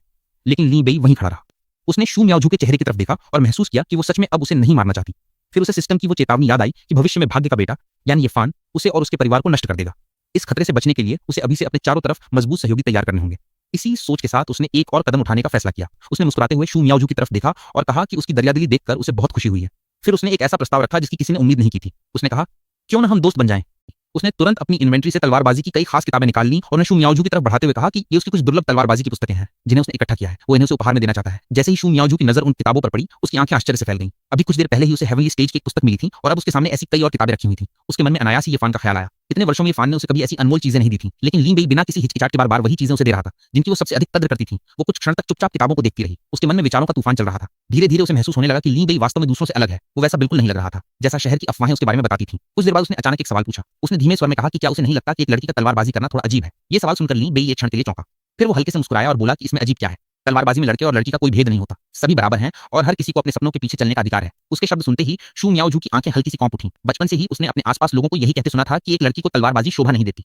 यहाँ तक कि उसके अपने परिवार में भी लोग उसकी इस रुचि को समझ नहीं पाए थे। उसी समय शू क्युआनशान ने भी वही बात दोहरा दी। उसने अपनी बहन से कहा कि एक लड़की को तलवारबाजी के पीछे नहीं भागना चाहिए। उसे घर परिवार की जिम्मेदारियों के बारे में सोचना चाहिए। उसने ये भी कहा कि वो हमेशा तलवारबाजी में ही लगी रहती है और उसे अपनी शादी के बारे में भी सोचना चाहिए। लेकिन शू मियाओजू अब अपने भाई की बात नहीं सुन रही थी। उसके मन में केवल ली बेई के शब्द गूंज रहे थे। लड़के और लड़की में कोई भेद नहीं होता, सब बराबर हैं। ये पहली बार था जब किसी ने उसकी सबसे प्रिय चीज यानी तलवारबाजी को बिना किसी आलोचना के स्वीकार किया था। उसके चेहरे पर अब पहले जैसी नाराजगी नहीं थी। कुछ क्षण चुप रहने के बाद उसने हल्की मुस्कान के साथ कहा कि ठीक है। आज से वे दोस्त हुए। लेकिन शू मियाओजू यही नहीं रुकी। उसने आगे कहा कि भविष्य में वे दोनों साथ मिलकर तलवारबाजी सीखेंगे और एक दूसरे की मदद करेंगे। उसी क्षण सिस्टम की परिचित आवाज ली बेई के दिमाग में गूंज उठी। सिस्टम ने उसे मिशन पूरा होने की बधाई दी। शू मियाओजू के साथ उसकी दोस्ती हो चुकी थी और इनाम के रूप में 1500 स्पिरिट पॉइंट्स उसके खाते में जमा कर दिए गए थे। साथ ही उसकी ऑटो ट्रेनिंग सुविधा भी दोबारा शुरू कर दी गई। ये सुनते ही ली बेई के मन का भारी बोझ उतर गया। उसने राहत की लंबी सांस ली। ये मिशन उसके लिए बेहद कठिन था और कई बार उसे लगा था कि उसकी मौत तय है, लेकिन आखिरकार वो सफल हो गया था और उसकी जान भी बच गई थी। हालांकि उसकी खुशी ज्यादा देर तक नहीं टिक सकी। अगले ही पल सिस्टम ने नया मिशन जारी कर दिया। इस बार चेतावनी और भी भयावह थी। सिस्टम ने बताया कि भाग्य का बेटा यानी इरफान उसके खिलाफ कार्रवाई करने वाला है। मिशन था कि वो इस नए संकट का समाधान निकाले। इनाम के रूप में उसे 2000 स्पिरिट पॉइंट्स मिलने वाले थे, लेकिन असफल होने की सजा एक बार फिर वही थी, मौत। ये सुनते ही ली बेई का चेहरा उतर गया। उसने हैरानी से पूछा कि ये फान अचानक उसे क्यों मारना चाहता है। एक संकट खत्म हुआ भी नहीं था कि दूसरा उससे भी बड़ा संकट उसके सिर पर आ गिरा था। उसी समय शहर के किसी दूसरे स्थान पर ये फान की आंखों में ठंडी चमक दिखाई दे रही थी। उसने मन ही मन कहा कि जिसने भी उसकी मियाओजू को परेशान करने की कोशिश की है वो उसे और उसके परिवार को बर्बाद कर देगा। उसके लिए शू मियाओजू चाहे अभी उसके साथ न हो, लेकिन अंत में वो उसी की होगी। उसने ली बेई को केवल एक आवारा और निकम्मा लड़का समझा, लेकिन उसके मन में पहले ही एक योजना बन चुकी थी। उसने ठान लिया था कि जैसे ही उसकी ताकत पूरी हो जाएगी वो ली बेई और पूरे ली परिवार का हमेशा के लिए अंत कर देगा। उधर दूसरी तरफ लीन बेई सिर पकड़कर खड़ा था। एक और मौत वाला मिशन उसके सामने आ चुका था। उसे समझ नहीं आ रहा था कि सिस्टम उसकी मदद कर रहा है या सच में उसे मरवाना चाहता है। लेकिन एक बात स्पष्ट थी, अगर वो जीवित रहना चाहता है तो उसे हर हाल में अपनी ताकत बढ़ानी होगी। और मौत वाले मिशन की घोषणा सुनकर लीन बेई का चेहरा उतर गया। उसने मन ही मन शिकायत की कि सिस्टम हर नए मिशन में उसकी जान को दांव पर लगा देता है। लेकिन थोड़ी देर बाद उसने खुद को शांत किया। वो अच्छी तरह समझता था कि अगर उसे इस दुनिया में जीवित रहना है और भविष्य में ये फान जैसे खतरनाक मुख्य नायक का सामना करना है तो सबसे पहले उसे अपनी ताकत बढ़ानी होगी। इसलिए उसने तुरंत सिस्टम को पुकारा और कहा कि वो लकी ड्रॉ करना चाहता है। सिस्टम ने जवाब दिया कि एक लकी ड्रॉ के लिए 100 स्पिरिट पॉइंट्स की आवश्यकता होगी और उसे विकल्प चुनना होगा। ये सुनते ही लीन बेई के चेहरे पर उत्साह लौट आया। उसने बिना एक पल गंवाए कहा कि इसमें सोचने जैसी कोई बात नहीं है। वो सीधे 10 बार वाला कॉम्बो लकी ड्रॉ करेगा। उसके मन में केवल एक ही उम्मीद थी, उसे कुछ बहुत ही शानदार और उपयोगी चीज मिलनी चाहिए। अगले ही पल सिस्टम ने लकी ड्रॉ शुरू कर दिया। थोड़ी देर बाद परिणाम सामने आया। सिस्टम ने उसे बधाई देते हुए बताया कि उसे 5 सामान्य वस्तुएं, एक दुर्लभ वस्तु और एक पौराणिक वस्तु प्राप्त हुई हैं। इन सभी वस्तुओं को उसकी इन्वेंट्री में रख दिया गया है। ये सुनते ही लीन बेई के चेहरे पर बड़ी सी मुस्कान फैल गई। उसने राहत की सांस लेते हुए सोचा कि कम से कम उसकी मेहनत और स्पिरिट पॉइंट्स पूरी तरह बेकार नहीं गए। इसके बाद सिस्टम ने उसे बताया कि अब उसके पास दोबारा 10 के कॉम्बो के लिए पर्याप्त स्पिरिट पॉइंट्स नहीं बचे हैं और पूछा कि क्या वो सिंगल ड्रॉ करना चाहता है। ये सुनते ही लीन बेई ने तुरंत से हिला दिया। उसकी नजर में सिंगल ड्रॉ कभी कोई अच्छा इनाम नहीं देता था। उसके अनुसार हमेशा कॉम्बो ड्रॉ में ही शानदार चीजें मिलती थी, जबकि सिंगल ड्रॉ पूरी तरह भाग्य के भरोसे होता था। लेकिन कुछ क्षण सोचने के बाद उसने मन बदल लिया। उसने सोचा कि कोशिश करने में कोई नुकसान नहीं है, इसलिए उसने खुद ही बटन दबा दिया। अगले ही पल सिस्टम की आवाज फिर सुनाई दी। सिस्टम ने उसे बधाई देते हुए बताया कि इस बार लकी ड्रॉ में उसे पूरे 10 करोड़ स्पिरिट स्टोन्स मिले हैं और उन्हें उसकी इन्वेंट्री में जमा कर दिया गया है। ये सुनकर ली बेई की आंखें चमक उठी। उसने खुशी से सोचा कि कम से कम इस बार किस्मत ने उसका साथ दिया है। इतने सारे स्पिरिट स्टोन्स मिलना किसी सपने से कम नहीं था। इसके बाद उसने अपनी इन्वेंट्री में मिली बाकी वस्तुओं को देखना शुरू किया। उनमें से 2 दवाइयां ऐसी थीं जो उसकी शक्ति बढ़ाने में मदद कर सकती थी। उसने तुरंत अनुमान लगाया कि इनका इस्तेमाल करने से उसकी लड़ने की क्षमता काफी बढ़ जाएगी। इसके अलावा उसे एक और दवा मिली जो उसकी तलवारबाजी की कला को और बेहतर बना सकती थी। इन चीजों को देखकर वो बेहद खुश हो गया। फिर उसके मन में इस दुनिया की पुरानी यादें उभरने लगी। उसे याद आया कि इस संसार में साधना के कई स्तर होते हैं। सबसे पहले स्कॉलर का स्तर आता है, उसके बाद मास्टर, फिर ग्रैंड मास्टर, किंग, एम्परर और आखिर में गॉड का स्तर होता है। प्रत्येक स्तर के अंदर भी 9 रैंक होती हैं और हर अगला स्तर पिछले स्तर से कई गुना अधिक शक्तिशाली होता है। इन यादों के साथ उसे इस शरीर के पुराने मालिक की स्थिति भी याद आ गई। वो मन ही मन बड़बड़ाया कि पहले वाला लीन बेई सच में बहुत कमजोर था। इतने बड़े परिवार से होने के बावजूद वो केवल स्कॉलर स्तर पर ही था। उसकी ताकत न के बराबर थी और इसी वजह से कोई भी उसे गंभीरता से नहीं लेता था। उसने तुरंत वे दवाइयां निकाल ली और उनका उपयोग करना शुरू कर दिया। जैसे ही दवाओं का प्रभाव उसके शरीर में फैला, उसे अपने अंदर परिवर्तन महसूस होने लगा। उसके शरीर की ऊर्जा तेजी से बढ़ने लगी, उसकी मांसपेशियां मजबूत होने लगी और उसके भीतर पहले से कहीं अधिक शक्ति बढ़ने लगी। वो उत्साह से भर उठा। उसे लग रहा था कि वो पहले की तुलना में पूरी तरह बदल चुका है। अचानक उसने अपने हाथ में तलवार उठाई और हवा में एक वार किया। उसकी तलवार बिजली की तरह चमकी और उससे निकली शक्ति देखकर वो खुद हैरान रह गया। उसके चेहरे पर आत्मविश्वास भरी मुस्कान फैल गई। लेकिन उसी समय उसके मन में कुछ अजीब से दृश्य उभरने लगे। उसके सामने ऐसे दृश्य आने लगे मानो वो भविष्य की झलक देख रहा हो। उसे दिखाई दिया कि शू मियाओजू उसकी दी हुई कला का सम्मान कर रही है और कह रही है कि वे दोनों मिलकर आगे बढ़ेंगे। दूसरी तरफ ये फान की आंखों में ईर्ष्या और क्रोध साफ दिखाई दे रहा था। उसके लिए सहन करना असंभव था कि शू मियाओजू और लीन बेई एक दूसरे के करीब आ जाएं। इन दृश्यों में ये फान मन ही मन एक नई योजना बना रहा था। उसने तय कर लिया था कि वो शू परिवार के सामने विवाह का प्रस्ताव रखेगा। जब उसकी शादी शू मियाओजू से हो जाएगी तब वो उसे पूरी तरह अपने नियंत्रण में कर लेगा और उसकी ताकत का उपयोग अपने उद्देश्यों के लिए करेगा। जहां तक लीन बेई का सवाल था, उसकी नजर में वो अभी केवल एक आवारा लड़का था, लेकिन उसके मन में पहले ये फैसला हो चुका था कि जब उसकी शक्ति पूरी तरह जाग जाएगी तब वो ली बेई और पूरे ली परिवार को हमेशा के लिए मिटा देगा। इन दृश्यों को देखकर ली बेई का चेहरा फिर सुधर गया। उसने सिर पकड़ लिया और मन ही मन बड़बड़ाया कि एक और मौत का संकट उसके सामने खड़ा है। उसे सच में समझ नहीं आ रहा था कि सिस्टम उसकी मदद कर रहा है या हर कदम पर उसे मौत की ओर करीब धकेल रहा है। शोर सुनकर परिवार के बुजुर्ग लीन चांगलाओ गुस्से में वहां पहुंचे और उसे डांटते हुए याद दिलाया कि उसने अभी तक उनकी तलवार वापस नहीं की है। लीन बेई ने घबराकर वादा किया कि वो जल्द ही तलवार लौटा देगा, लेकिन उसके मन में इस समय सिर्फ अपनी नई शक्ति का उत्साह था। अपनी ताकत पर संतुष्ट होने के बाद उसने सिस्टम से मिले इनामों को देखना शुरू किया। उसके हाथ एक बेहद दुर्लभ वस्तु लगी, आइस स्प्रिट वाटर। शुरुआत में उसे समझ नहीं आया कि इस रहस्यमयी द्रव्य का उपयोग क्या है। वह मजाक में सोचने लगा कि क्या इससे बर्फ जमाकर चाय बनाई जा सकती है। हालांकि उसके असली उपयोग का पता न होने के बावजूद उसने उसे भविष्य के लिए संभाल कर रखने का फैसला किया। इसके बाद उसने आखिरी बची हुई जादुई पुस्तक खोली और उसे देखकर उसकी सांसें थम गईं। वो कोई साधारण पुस्तक नहीं थी, बल्कि प्राचीन काल की अमर विद्या निर्वाण सूत्र थी। सिस्टम ने बताया कि यह ऐसी दुर्लभ कला है जो साधक को मृत्यु के बाद दोबारा जीवित होने की क्षमता देती है। यदि शरीर में पर्याप्त स्पिरिट एनर्जी बची हो तो किसी भी जानलेवा चोट के बाद भी पुनर्जन्म संभव हो सकता है। ये सुनकर लीन बेई की खुशी का ठिकाना नहीं रहा। अब उसे लगा कि उसके पास ऐसी सुरक्षा आ गई है जो किसी भी योद्धा को लगभग अजेय बना सकती है। उसके लिए लकी ड्रॉ पूरी तरह सफल साबित हुआ। अब भी उसके पास 400 डेस्टिनी पॉइंट बचे हुए थे। वो दोबारा लकी ड्रॉ करने का सोचने लगा, लेकिन खुद को रोक लिया। उसे याद आया कि सिस्टम ने पहले बताया था कि इन अंकों का उपयोग भविष्य देखने के लिए भी किया जा सकता है। उसने तुरंत सिस्टम से पूछा कि आगे क्या होने वाला है। सिस्टम ने उसके अंक काटे और सलाह दी कि वो शू मियाओजू के भविष्य को देखे। भविष्य की झलक सामने आते ही लीन बेई का चेहरा गंभीर हो गया। उसे पता चला कि शू मियाओजू जन्म से ही एक रहस्यमयी ठंडी शक्ति के साथ पैदा हुई थी। जन्म के समय उसकी मां की बिगड़ी हुई हालत के कारण उसके शरीर में एक गंभीर कमी रह गई थी। यही कमी 22 वर्ष की उम्र में उसकी जान लेने वाली थी। भविष्य में कहानी के अनुसार अगले ही दिन ये फान एक ऐसी दवा लेकर आने वाला था जो इस ठंडक को अस्थायी रूप से दबा सकती थी। उसी बहाने वो शू परिवार के सामने विवाह का प्रस्ताव रखता, दोनों परिवारों का गठबंधन हो जाता और कुछ ही समय बाद ये फान पूरे लीन परिवार का विनाश कर देता। ये भविष्य जानकर लीन बेई ने तुरंत फैसला कर लिया कि वो किसी भी कीमत पर ये फान की इस योजना को सफल नहीं होने देगा। तभी उसे अचानक आइस स्प्रिट वाटर याद आया। उसने सिस्टम से पूछा कि क्या यह दुर्लभ वस्तु शू मियाओजू के शरीर की जन्मजात कमी को दूर कर सकती है। सिस्टम ने बिना किसी संकोच के पुष्टि कर दी कि यही वस्तु उसकी बीमारी का वास्तविक समाधान बन सकती है। अब लीन बेई को अपनी अगली चाल साफ दिखाई दे रही थी। वो जोर से हंस पड़ा। उसे विश्वास हो गया कि जब तक वो मौजूद है ये फान कभी भी शू मियाओजू का हाथ नहीं जीत पाएगा। इसी आत्मविश्वास के साथ वो सीधे शू परिवार की ओर चल पड़ा, जहां उसी समय शू मियाओजू अपने पिता के सामने तलवारबाजी का अभ्यास कर रही थी। उसकी तेज और सटीक तलवार देखकर उसके पिता शू क्युआनशान गर्व से भर उठे। उन्होंने उसकी प्रशंसा करते हुए कहा कि उसने केवल एक ही रात में महान तलवारबाजी की कला में अद्भुत प्रगति कर ली है। उसी समय लीन बेई वहां पहुंचा। उसने शू मियाओजू की तलवारबाजी की खुलकर प्रशंसा की और कहा कि उसके हर वार में एक महान तलवारबाज की झलक दिखाई देती है। शू मियाओजू ने विनम्रता से स्वीकार किया कि यदि लीन बेई ने उसे वो दुर्लभ तलवारबाजी की पुस्तक न दी होती तो वो इतनी जल्दी इस स्तर तक कभी नहीं पहुंच पाती। सम्मानपूर्वक उसने लीन बेई को बैठने का निमंत्रण दिया। शू मियाओजू के सम्मानपूर्ण व्यवहार को देखकर लीन बेई के मन में कई विचार उठने लगे। वो सोचने लगा कि जिस जादुई दवा और पुस्तक को वो खुद ठीक से समझ नहीं पाया था, उसी को शू मियाओजू ने केवल एक रात में साध लिया। उसे ये देखकर आश्चर्य हुआ कि उसका प्रतिभाशाली स्वभाव वास्तव में असाधारण था। लीन बेई ने मन ही मन माना कि भाग्य के बेटे ये फान के आसपास रहने वाले लोग भी साधारण नहीं होते और शू मियाओजू उनमें सबसे विशेष है। यही कारण था कि उसने तय किया कि उसे दुश्मनी करने के बजाय उसे अपने पक्ष में रखना ही अधिक बुद्धिमानी होगी। लीन बेई ने शू मियाओजू से कहा कि वो उसे परेशान करने नहीं आया है, बल्कि उसके आने के दो महत्वपूर्ण उद्देश्य हैं। पहला उद्देश्य ये फान से जुड़ा था। उसने विनम्रता से पूछा कि क्या वह उसके माध्यम से ये फान तक एक संदेश पहुंचा सकती है। ये सुनकर शू मियाओजू थोड़ी चौंक गई। उसने बताया कि ये फान की लीन बेई के प्रति राय बहुत खराब है और उसे डर था कि संदेश सुनकर वो फिर से क्रोधित होकर हमला कर सकता है। शू मियाओजू जब लीन बेई की शक्ति का अंदाजा लगाने की कोशिश कर रही थी तो वो भीतर ही भीतर हैरान रह गई। उसे उसके शरीर से कोई स्पष्ट स्पिरिट एनर्जी महसूस नहीं हो रही थी। यहाँ तक कि उसकी सांसों की ध्वनि भी असामान्य रूप से शांत थी। ये देखकर उसके मन में एक संभावना पौंधी कि शायद लीन बेई ने तलवारबाजी की कला को इतनी गहराई से आत्मसात कर लिया है कि उसकी पूरी उपस्थिति ही स्थिर और शांत हो गई है। उसे लगा कि ये किसी साधारण साधक की स्थिति नहीं, बल्कि उच्च स्तर की तलवारबाजी समझ का संकेत है। उसी समय शू मियाओजू ने ये फान की तलवारबाजी के बारे में टिप्पणी की। उसने कहा कि ये फान स्वयं को बड़ा जादूगर समझता है, लेकिन उसकी तलवारबाजी अभी भी साधारण स्तर की है। उसने स्पष्ट शब्दों में स्वीकार किया कि लीन बेई की तलवार की समझ और शक्ति दोनों ही उससे कहीं अधिक है। लीन बेई ने स्थिति को शांत बनाए रखते हुए कहा कि ये फान को उसके बारे में कई गलतफहमियां रही हैं, जबकि उसका असली उद्देश्य केवल तलवारबाजी के हुनर पर चर्चा करना है। शू मियाओजू ने लीन बेई की बात को गंभीरता से लिया। उसने माना कि इतनी गहरी तलवारबाजी की समझ किसी भी साधक के लिए लाभदायक होगी और ये फान के लिए भी उपयोगी सिद्ध हो सकती है। इसलिए उसने आश्वासन दिया कि वह किसी को संदेश देकर ये फान को बुलाने का प्रयास करेगी। उसे विश्वास था कि तलवारबाजी की चर्चा के लिए वह आने से इनकार नहीं करेगा। लीन बेई के मन में हालांकि एक अलग योजना चल रही थी। उसे अपने पिछले शरीर की यादों से पता था कि ये फान उतना उदार और निष्कपट नहीं है जितना शू मियाओजू से समझती है। वह चाहता था कि शू मियाओजू के सामने धीरे धीरे ये फान का वास्तविक स्वभाव उजागर हो, ताकि उसके मन में उसके प्रति जो आदर्श छवि बनी हुई है वह टूट जाए। लीन बेई समझता था कि यही इस भविष्य के संकट को रोकने का सबसे महत्वपूर्ण कदम है। इसके बाद लीन बेई ने अपने आने का दूसरा उद्देश्य सामने रखा। उसने उस रात की घटना का उल्लेख किया जब दोनों को फंसाने के लिए एक विशेष सुगंधित थैली का प्रयोग किया गया था। शू मियाओजू ने संकोच से कहा कि वो मामला तो समाप्त हो चुका है, लेकिन लीन बेई ने समझाया कि उस थैली का प्रभाव शरीर के भीतर अब भी शेष हो सकता है। यदि उसे पूरी तरह दूर न किया जाए तो भविष्य में उसकी साधना और तलवारबाजी पर गंभीर प्रभाव पड़ सकता है। लीन बेई ने बताया कि उसके पास एक ऐसी दवा है जो उस विषैले प्रभाव को पूरी तरह समाप्त कर सकती है। हालांकि दवा के साथ साथ स्पिरिट एनर्जी को शरीर की विशेष नसों में सही दिशा से प्रवाहित करना भी आवश्यक होगा। उसने ये भी कहा कि चूंकि यह समस्या उसके कारण उत्पन्न हुई थी, इसलिए शू मियाओजू की सहायता करना उसका कर्तव्य है। वास्तव में लीन बेई के मन में एक और विचार भी चल रहा था। वो जानता था कि उसके पास मौजूद दवा पूरी तरह उसी उद्देश्य के लिए नहीं थी, लेकिन वह इसे शू मियाओजू का विश्वास जीतने और उसके साथ अपने संबंधों को सुधारने के अवसर के रूप में उपयोग करना चाहता था। उसके लिए ये केवल मित्रता का प्रश्न नहीं था। भविष्य में अपनी जान बचाने के लिए उसे शू मियाओजू को अपने पक्ष में करना आवश्यक था। शू मियाओजू ने लीन बेई की बातों को ईमानदारी से स्वीकार किया। उसे लगा कि शायद लीन बेई पहले जानबूझकर एक आवारा और लापरवाह युवक का अभिनय करता रहा था, जबकि उसके भीतर वास्तव में एक जिम्मेदार और भला स्वभाव छिपा हुआ था। उसने सहमति जताई कि यदि ये उपचार उसके शरीर से विष का प्रभाव दूर कर सकता है तो वे दोनों प्रशिक्षण कक्ष में जाकर ये प्रक्रिया शुरू कर सकते हैं। जब वे प्रशिक्षण कक्ष की ओर बढ़ रहे थे तभी बाहर से सूचना मिली कि ये परिवार का ये फान शू परिवार में आ पहुंचा है। ये सुनते ही शू क्युआनशान चौंक गए। उन्होंने तुरंत आदेश दिया कि उसे अंदर आने दिया जाए। लेकिन जैसे ही ये फान ने भीतर प्रवेश किया और वहां लीन बेई को देखा, उसका चेहरा क्रोध से भर उठा।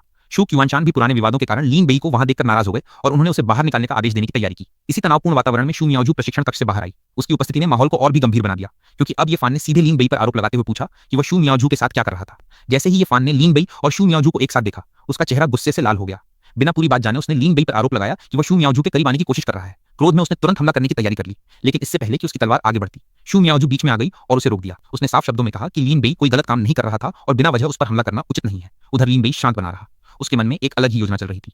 वो जानता था कि उपचार के दौरान शू मियाओजू के शरीर में छिपी जन्मजात ठंडी शक्ति जागने वाली है। यदि सही समय पर उसने अपनी स्पिरिट एनर्जी का उपयोग नहीं किया तो उसकी जान खतरे में पड़ सकती थी। इसलिए उसने बिना किसी देरी के उपचार जारी रखा और पूरी एकाग्रता के साथ अपनी शक्ति उसके शरीर में प्रवाहित करने लगा। कुछ ही क्षणों में शू मियाओजू के शरीर में तीव्र परिवर्तन होने लगे। उसकी जन्मजात ठंडी शक्ति अचानक बेकाबू होकर बाहर निकलने लगी। उसके शरीर से अत्यधिक ठंडी ऊर्जा फैलने लगी और वातावरण का तापमान तेजी से गिर गया। ये फान पूरे आत्मविश्वास शू क्यूआनशान के सामने आया और बोला कि वो आज एक बेहद महत्वपूर्ण उद्देश्य लेकर यहाँ पहुंचा है। उसने बिना किसी झिझक के घोषणा कर दी कि शू मियाओजू अब विवाह योग्य हो चुकी है और वो औपचारिक रूप से उसका हाथ मांगने आया है। अपनी बात को और प्रभावशाली बनाने के लिए फान ने एक स्पिरिट कार्ड निकाला और गर्व से बताया कि उसमें 10 लाख स्पिरिट स्टोन्स जमा हैं। उसने इसे विवाह का छोटा सा उपहार बताते हुए कहा कि यदि शू परिवार इस रिश्ते के लिए सहमत हो जाए तो वह जल्द ही शू मियाओजू को अपने घर ले जाएगा। इतनी बड़ी धनराशि देखकर शू क्यूआनशान कुछ क्षणों के लिए चुप हो गए। उनके चेहरे पर सोच विचार के भाव साफ दिखाई दे रहे थे। ये फान ने इस अवसर का पूरा लाभ उठाया। उसने अहंकार से लीन बेई की ओर देखते हुए ताना मारा कि शायद उसने जीवन में कभी एक साथ इतने स्पिरिट स्टोन्स नहीं देखे होंगे। उसके अनुसार ये धनराशि पूरे लीन परिवार की साल भर की कमाई से भी अधिक थी। उसने ये भी कहा कि यदि शू परिवार अपनी भलाई चाहता है तो उसके प्रस्ताव को स्वीकार करने में ही समझदारी है। लेकिन लीन बेई बिल्कुल शांत खड़ा रहा। उसके चेहरे पर हल्की मुस्कान थी, मानो वो पहले से जानता हो कि आगे क्या होने वाला है। तभी शू क्यूआनशान ने अचानक जमीन पर गिरा हुआ एक दूसरा स्पिरिट कार्ड उठाया और हंसते हुए बोले कि ये गलती से लीन बेई का कार्ड उनके हाथ से गिर गया था। ये फान ने हैरानी से उस कार्ड की ओर देखा। उसे विश्वास ही नहीं हो रहा था कि लीन बेई के पास भी इतना मूल्यवान स्पिरिट कार्ड हो सकता है। उसने तुरंत आरोप लगाया कि शायद कार्ड खाली हो या किसी तरह का धोखा हो, लेकिन लीन बेई ने आत्मविश्वास से जवाब दिया कि उसके कार्ड में मौजूद स्पिरिट स्टोन्स की संख्या ये फान के पूरे उपहार से कहीं अधिक है। उसने मुस्कुराते हुए कहा कि ये उसके लिए केवल एक छोटा सा सरप्राइज है। अपनी हार मानने के बजाय ये फान ने एक नया आरोप लगा दिया। उसने कहा कि लीन बेई जैसा बदनाम व्यक्ति इतना धन केवल गलत रास्तों से ही जुटा सकता है। उसने शू मियाओजू को समझाने की कोशिश की कि वो उसकी किसी भी बात पर विश्वास न करे, लेकिन इस बार परिस्थितियां बदल चुकी थीं। शू मियाओजू ने दृढ़ स्वर में ये फान को रोक दिया। उसने साफ शब्दों में कहा कि लीन बेई उतना बुरा इंसान नहीं है जितना वो समझता है। उसने याद दिलाया कि लीन बेई उसके साथ केवल तलवारबाजी की चर्चा कर रहा था और उसने उसकी जान भी बचाई है, इसलिए उसके चरित्र पर इस तरह के आरोप लगाना बिल्कुल गलत है। ये फान ये सुनकर और भी क्रोधित हो गया। उसने व्यंग्य करते हुए कहा कि एक ऐसा व्यक्ति जो पहले हमेशा लड़कियों के पीछे घूमता था, वो अब तलवारबाजी की गहरी समझ की बातें कर रहा है। उसके स्वर में उपहास साफ झलक रहा था। ली बेई ने महसूस किया कि ये फान की नफरत अब पहले से कहीं अधिक बढ़ चुकी है, लेकिन उसने गुस्से का जवाब गुस्से से नहीं दिया। इसके बजाय उसने शांत भाव से अपनी तलवार निकाली और बिना किसी चेतावनी के एक ऐसा वार किया जिसने पूरे वातावरण को बदल दिया। उसके तलवार चलाते ही हवा में तेज ऊर्जा की लहर दौड़ गई। वहां मौजूद सभी लोग स्तब्ध रह गए। शू मियाओजू ने एक ही नजर में समझ लिया कि ये केवल साधारण तलवारबाजी नहीं थी, ये तो उस स्तर की कला थी जिसे महान तलवारबाज कहा जाता है। उसकी आंखों में अविश्वास साफ दिखाई दे रहा था। उसी समय सिस्टम ने पुष्टि की कि लीन बेई अब अपनी स्पिरिट एनर्जी को प्रकृति के तत्वों के साथ जोड़ने में सफल हो चुका है। इस अवस्था में उसकी शक्ति कई गुना बढ़ जाती है और साधारण प्रतिद्वंद्वी उसके सामने टिक नहीं सकते। शू मियाओजू मन ही मन सोचने लगी कि आखिर कुछ ही दिनों में लीन बेई इतना शक्तिशाली कैसे बन गया। दूसरी ओर ये फान को तुरंत एहसास हो गया कि ये सब किसी साधारण अभ्यास का परिणाम नहीं है। उसने अनुमान लगाया कि लीन बेई को भी उसकी तरह किसी रहस्यमय सिस्टम की सहायता मिल रही है। फिर भी उसने अपने मन को समझाया कि चाहे लीन बेई की तलवारबाजी कितनी भी ऊंची क्यों न हो, उसकी वास्तविक शक्ति अभी भी उससे कम है, इसलिए अंत में जीत उसी की होगी। इसी विश्वास के साथ ये फान ने घमंड से कहा कि केवल तलवार की कला किसी को महान नहीं बना सकती। यदि शक्ति कम हो तो सारी कला व्यर्थ है। उसने लीन बेई को अपने सामने बेहद कमजोर बताते हुए चुनौती दी, लेकिन इस बार जवाब शू मियाओजू ने दिया। उसने पूरी गंभीरता से कहा कि यदि लीन बेई जैसा महान तलवारबाज स्वयं को अभी भी साधारण मानता है तो फिर वो खुद कैसे ये परिवार की भावी बहू बनने के योग्य हो सकती है। उसने सबके सामने स्पष्ट घोषणा कर दी कि वो इस विवाह प्रस्ताव को स्वीकार नहीं करती। उसने ये फान का स्पिरिट कार्ड भी लौटा दिया और कहा कि इस प्रस्ताव को कभी हुआ ही न समझा जाए।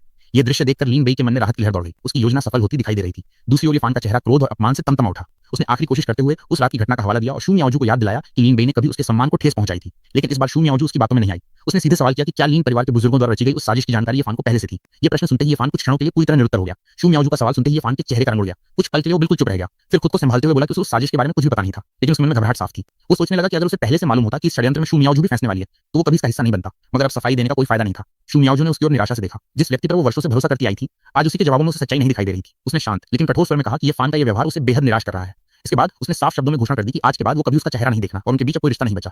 ये फान ये सुनकर बुरी तरह तिलमिला उठा। उसे विश्वास नहीं हो रहा था कि शू मियाओजू एक समय के बदनाम लीन बेई की वजह से उससे सारे संबंध तोड़ रही है। उसने उसे याद दिलाने की कोशिश की कि हमेशा वही उसका ख्याल रखता आया है, लेकिन इस बार उसकी बातें किसी के दिल को नहीं छू सकी। तभी लीन बेई आगे बढ़ा और शांत स्वर में बोला कि अगर कोई सचमुच किसी की परवाह करता है तो वो मुश्किल समय में उसके साथ खड़ा रहता है, न कि सब कुछ खत्म होने के बाद केवल अपने अधिकार जताने आता है। ये बात सीधे फान के अहंकार पर चोट थी। गुस्से से भरे फान ने पलटकर कहा कि उसके और शू मियाओजू के रिश्ते में दखल देने का अधिकार लीन बेई को नहीं है।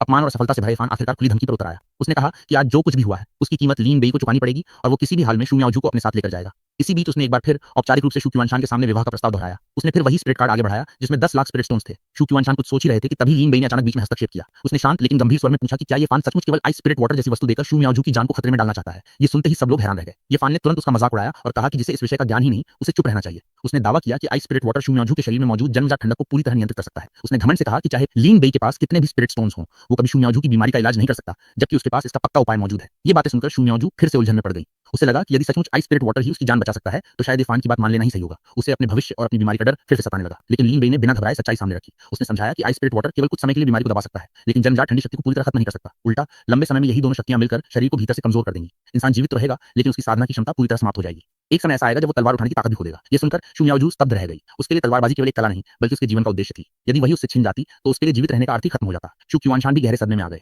उन्हें अपनी दिवंगत पत्नी की याद आ गई। उन्होंने भावुक होकर कहा कि वो अपनी बेटी को भी किसी कीमत पर नहीं खो सकते। ये फान ने इस मौके का फायदा उठाने की कोशिश की। उसने कहा कि जिंदगी सबसे बड़ी चीज है। यदि शु मियाओजू साधना न भी कर सके तो भी वो पूरी जिंदगी उसकी रक्षा करेगा और उसे किसी परेशानी का सामना नहीं करने देगा। लेकिन उसके मन में कुछ और ही चल रहा था। भीतर ही भीतर वो खुश था कि यदि शु मियाओजू अपनी साधना खो देगी तो वो पूरी तरह उस पर निर्भर हो जाएगी और हमेशा उसके नियंत्रण में रहेगी। अपनी जान बचाने की मजबूरी में शु मियाओजू का मन डगमगाने लगा। भारी मन से उसने विवाह प्रस्ताव स्वीकार करने की बात कह दी। यही वो क्षण था जिसका लीन बेई को इंतजार था। उसने दृढ़ स्वर में घोषणा की कि जब तक वह जीवित है शु मियाओजू की जान को कोई खतरा नहीं होगा। उसने सबके सामने पहली बार उसकी असली पहचान बताई। उसने कहा कि शु मियाओजू का शरीर कोई साधारण शरीर नहीं, बल्कि जन्मजात आइस बॉडी है। शु क्युआनशान ने तुरंत इसकी पुष्टि की। उन्होंने स्वीकार किया कि उनकी बेटी सचमुच इस दुर्लभ विशेष शरीर की मालिक है। लेकिन ये फान ने फिर उसका मजाक उड़ाया। उसने पूछा कि यदि उसके पास आइस स्पिरिट वाटर से दुर्लभ वस्तु नहीं है तो वो आखिर किस आधार पर इतनी बड़ी बड़ी बातें कर रहा है। ली ने शांत स्वर में उत्तर दिया कि साधारण ठंडी शक्ति और जन्मजात आइस बॉडी में बहुत बड़ा अंतर होता है। उसने बताया कि आइस स्पिरिट वाटर का प्रभाव इस विशेष शरीर पर केवल थोड़े समय तक रहेगा। उसके बाद बीमारी पहले से भी अधिक खतरनाक रूप में लौटेगी। इतना ही नहीं, यदि इलाज का यही तरीका अपनाया गया तो हर 6 महीने में एक नया आइस स्पिरिट वाटर चाहिए होगा। फिर उसने सीधे फान की ओर देखकर पूछा कि यदि वो इतना विश्वास से बातें कर रहा है तो क्या उसने पहले से जीवन भर के लिए इतने आइस स्पिरिट वाटर का इंतजाम भी कर रखा है। ये सवाल सुनते ही ये फान पूरी तरह निरुत्तर हो गया। उसके पास इस प्रश्न का कोई उत्तर नहीं था। भीतर ही भीतर वो समझ गया कि उसने इस संभावना के बारे में कभी सोचा ही नहीं था। अपनी कमजोरी छिपाने के लिए उसने गुस्से में लीन बेई को चुप रहने के लिए कहा और मन ही मन तय किया कि किसी तरह स्थिति से निकलकर बाद में कोई दूसरा उपाय सोचेगा। इसके बाद उसने अहंकार से लीन बेई को चुनौती दी। उसने कहा कि यदि वो खुद को इतना बड़ा ज्ञानी समझता है तो सामने ही शु मियाओजू का इलाज करके दिखाए। वो देखना चाहता था कि आखिर उसके पास ऐसी कौन सी दुर्लभ दवा है जो जन्मजात आइस बॉडी जैसी समस्या को पूरी तरह ठीक कर सकती है। लीन शांत मुस्कान के साथ आगे बढ़ा। उसने आत्मविश्वास से कहा कि शु मियाओजू की जान बचाना उसके लिए सम्मान की बात होगी। फिर उसने अपनी इन्वेंट्री से वो दुर्लभ वस्तु निकाली जो अब तक उसने सबसे छिपा कर रखी थी। जैसे ही वो वस्तु बाहर आई पूरे वातावरण में बेहद शुद्ध और ठंडी स्पिरिट एनर्जी फैल गई। उस ऊर्जा को महसूस करते ही शु मियाओजू के शरीर में हलचल होने लगी। उसे लगा जैसे उसके भीतर वर्षों से छिपी ठंडी शक्ति उसी ऊर्जा को पहचान रही हो। दूसरी ओर ये फान भी उस असाधारण ऊर्जा को महसूस करके हैरान रह गया। उसे समझ नहीं आ रहा था कि इतनी दुर्लभ और शुद्ध शक्ति लीन बेई के पास आखिर आई कहां से। अपनी असली योजना छिपाने के लिए लीन बेई ने सबके सामने कहा कि यह दवा उसने अनेक दुर्लभ जड़ी बूटियों को मिलाकर तैयार की है। उसने दावा किया कि यह जन्मजात आइस बॉडी की कमी को दूर करने में पूरी तरह सक्षम है, जबकि उसके मन में एक अलग ही विचार चल रहा था। वो जानता था कि यह वास्तव में सिस्टम से मिला हुआ आइस स्पिरिट वाटर है, लेकिन फिलहाल उसकी सच्चाई बताना ठीक नहीं था। उसके लिए सबसे जरूरी बात शु मियाओजू की जान बचाना थी। जैसे ही उसने वो दवा शु मियाओजू को दी उसके शरीर में अद्भुत परिवर्तन शुरू हो गया। वर्षों से उसके भीतर उग्र बनी हुई ठंडी शक्ति धीरे धीरे शांत होने लगी। पहली बार उसे ऐसा महसूस हुआ जैसे उसके शरीर का हर हिस्सा संतुलित हो गया हो। उसके चेहरे पर सुकून लौट आया और उसकी आंखों में खुशी छलक उठी। उसने भावुक होकर कहा कि उसने अपने पूरे जीवन में कभी इतना हल्का और शांत महसूस नहीं किया था। शु मियाओजू की आंखों में लीन बेई के लिए सम्मान और भी बढ़ गया। उसने महसूस किया कि लीन बेई ने उसके लिए अपनी सबसे कीमती वस्तु बिना किसी स्वार्थ के दे दी। उसके मन में पहली बार यह भावना पैदा हुई कि ऐसा व्यक्ति केवल एक मित्र नहीं, बल्कि ऐसा साथी है जिस पर जीवन भर भरोसा किया जा सकता है। लीन बेई ने मुस्कुराकर कहा कि यह उसका कर्तव्य था और उसने कुछ भी असाधारण नहीं किया। लेकिन शु क्युआनशान ये सब देखकर गहराई से प्रभावित हो चुके थे। उन्होंने मन ही मन सोचा कि केवल महान चरित्र वाला व्यक्ति ही अपनी इतनी मूल्यवान वस्तु किसी दूसरे की जान बचाने के लिए बिना हिचकिचाहट के दे सकता है। अब उन्हें समझ आने लगा था कि लीन बेई इतनी कम उम्र में महान तलवारबाजी की ऊंचाई तक कैसे पहुंचा। उधर ये फान अभी भी हार मानने को तैयार नहीं था। उसने दवा की आलोचना करते हुए कहा कि बिना किसी नाम और पहचान वाली चीज पर विश्वास करना मूर्खता है। उसने दावा किया कि उसकी अपनी दवा कहीं अधिक सुरक्षित और प्रभावशाली है। लेकिन उसी समय एक अप्रत्याशित घटना हुई। ये फान की दवा अचानक अपना असर खो बैठी और देखते ही देखते बेकार हो गई। उसकी स्पिरिट एनर्जी पूरी तरह बिखर गई। ये देखकर वहां मौजूद सभी लोग चौंक उठे। शु क्युआनशान ने ध्यान से शु मियाओजू की हालत देखी और तुरंत समझ गए कि उसके शरीर की जन्मजात ठंडी शक्ति पूरी तरह नियंत्रित हो चुकी है। तभी उन्होंने आश्चर्य से पूछा कि क्या लीन बेई ने वास्तव में वही दुर्लभ आइस स्पिरिट वाटर इस्तेमाल किया है। अब लीन बेई ने सच्चाई छिपाना उचित नहीं समझा। उसने मुस्कुराकर स्वीकार किया कि शु मियाओजू को जो दवा दी गई है वो वास्तव में अत्यंत दुर्लभ आइस स्पिरिट वाटर ही है। ये सुनते ही ये फान भीतर तक हिल गया। उसे समझ ही नहीं आ रहा था कि जिस वस्तु को पाने के लिए बड़े बड़े परिवार संघर्ष करते हैं वो लीन बेई के पास कैसे पहुंची। उसे महसूस हुआ कि उसकी अपनी दवा उस असली आइस स्पिरिट वाटर के सामने बिल्कुल तुच्छ थी। उसके मन में लीन बेई के प्रति ईर्ष्या और नफरत पहले से भी अधिक बढ़ गई। हालांकि शु क्युआनशान के मन में अभी भी एक शंका थी। उन्होंने पूछा कि क्या जन्मजात आइस बॉडी पर आइस स्पिरिट वाटर का प्रयोग करना सचमुच सुरक्षित है।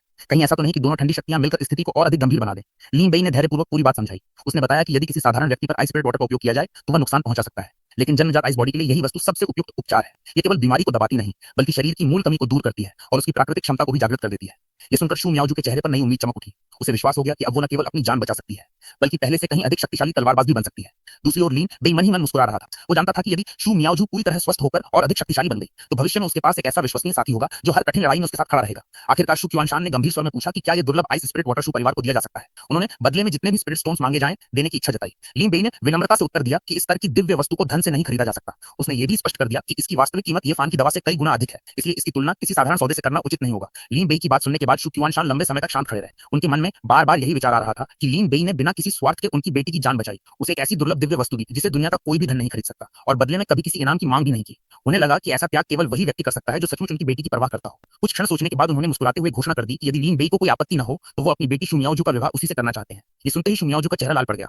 उसने तुरंत अपने पिता को रोकते हुए कहा कि वे और लीन बेई केवल अच्छे मित्र हैं। उसने संकोच से कहा कि विवाह जैसी बात इतनी जल्दी तय नहीं की जा सकती, पहले उन्हें एक दूसरे को ठीक से समझने का समय मिलना चाहिए। उधर ये फान के लिए ये फैसला किसी बिजली गिरने से कम नहीं था। वह तुरंत आगे बढ़ा और ऊंची आवाज में विरोध करते हुए बोला कि वह इस निर्णय को कभी स्वीकार नहीं करेगा। उसने याद दिलाया कि सबसे पहले विवाह का प्रस्ताव उसी ने रखा था, इसलिए शू परिवार को इस तरह अचानक अपना फैसला नहीं बदलना चाहिए। फिर उसने एक और तर्क दिया। उसके अनुसार अभी तक इस बात का कोई प्रमाण नहीं था कि लीन बेई का आइस स्पिरिट वाटर वास्तव में शू मियाओजू की बीमारी को पूरी तरह ठीक कर देगा। दूसरी ओर उसकी अपनी दवा का असर पहले से सिद्ध हो चुका था, इसलिए शू परिवार को केवल लीन बेई की बातों पर भरोसा नहीं करना चाहिए। लीन बेई ने बिना गुस्सा किए उसकी ओर देखा और शांत स्वर में उत्तर दिया। उसने कहा कि दोनों की नीयत में सबसे बड़ा अंतर यही है, ये फान अपनी दवा का इस्तेमाल विवाह के बदले सौदे की तरह कर रहा था, जबकि उसने कभी भी शू मियाओजू की जान बचाने के बदले उससे कुछ मांगने की कोशिश नहीं की। इसके बाद उसने सबके सामने घोषणा की कि जब तक शू मियाओजू पूरी तरह स्वस्थ नहीं हो जाती, तब तक वो अपने आइस स्पिरिट वाटर के बदले किसी भी प्रकार का प्रतिफल स्वीकार नहीं करेगा। उसी समय सिस्टम की आवाज उसके मन में गूंजी। सिस्टम ने पुष्टि की कि उसने अपनी इन्वेंट्री से आइस स्पिरिट वाटर की 10 यूनिट खर्च कर दी है। ये सुनकर लीन बेई को जरा भी अफसोस नहीं हुआ। उसके लिए इस समय शू मियाओजू का विश्वास किसी भी खजाने से अधिक मूल्यवान था। शू मियाओजू ये सब सुनकर भीतर तक भावुक हो गई। उसने मन ही मन सोचा कि लीन बेई ने उसके लिए इतनी कीमती वस्तु बिना किसी लालच के दे दी। उसने निश्चय किया कि भविष्य में चाहे कुछ भी हो जाए, वो हमेशा उसके साथ खड़ी रहेगी और उसके इस उपकार को कभी नहीं भूलेगी। अब शू क्यूआनशान के मन का संदेह भी पूरी तरह समाप्त हो चुका था। उन्होंने सबके सामने स्पष्ट कर दिया कि यदि उनकी बेटी स्वयं लीन बेई पर भरोसा करती है, तो एक पिता होने के नाते वो भी उसी निर्णय का सम्मान करेंगे। ये फान ये सब सुनकर भीतर ही भीतर जलने लगा। उसके मन में केवल एक ही विचार घूम रहा था। जिस लड़की को वो अपना अधिकार समझता था, वो अब धीरे धीरे उससे दूर होती जा रही थी और उसकी जगह लीन बेई ले रहा था। अपमान, ईर्ष्या और क्रोध ने उसके दिल को पूरी तरह भर दिया। उसने मन ही मन कसम खाई कि वो इस अपमान का बदला जरूर लेगा। उसे लगा कि यदि सारी परेशानी की जड़ लीन बेई है, तो उसे रास्ते से हटाना ही सबसे आसान उपाय होगा। उसने निश्चय किया कि अब वो सीधे लीन परिवार पर हमला करेगा और लीन बेई को उसकी हरकतों की ऐसी सजा देगा जिसे वो कभी भूल न सके। जैसे ही ये फान ये सोचकर वहां से जाने लगा, सिस्टम ने लीन बेई को मिशन पूरा होने की सूचना दी। ये फान की साजिश फिलहाल असफल हो चुकी थी, इसलिए इनाम के रूप में उसे 2000 डेस्टिनी पॉइंट्स मिल गए। लेकिन राहत केवल कुछ क्षणों की थी। अगले ही पल सिस्टम ने नया मिशन जारी कर दिया। उसने बताया कि भविष्य में ये फान एक अत्यंत शक्तिशाली दिव्य वस्तु हासिल करने वाला है। यदि वो वस्तु उसके हाथ लग गई तो उसकी ताकत कई गुना बढ़ जाएगी। इसलिए लीन बेई को हर हाल में उससे पहले उस खजाने तक पहुंचना होगा। मिशन पूरा होने पर 3000 डेस्टिनी पॉइंट्स मिलेंगे, लेकिन असफल होने पर परिणाम बेहद भयानक होगा। ये परिवार और शू परिवार मिलकर पूरे लीन परिवार का अंत कर देंगे। नए मिशन की गंभीरता समझते ही लीन बेई तुरंत शू क्यूआनशान की ओर मुड़ा।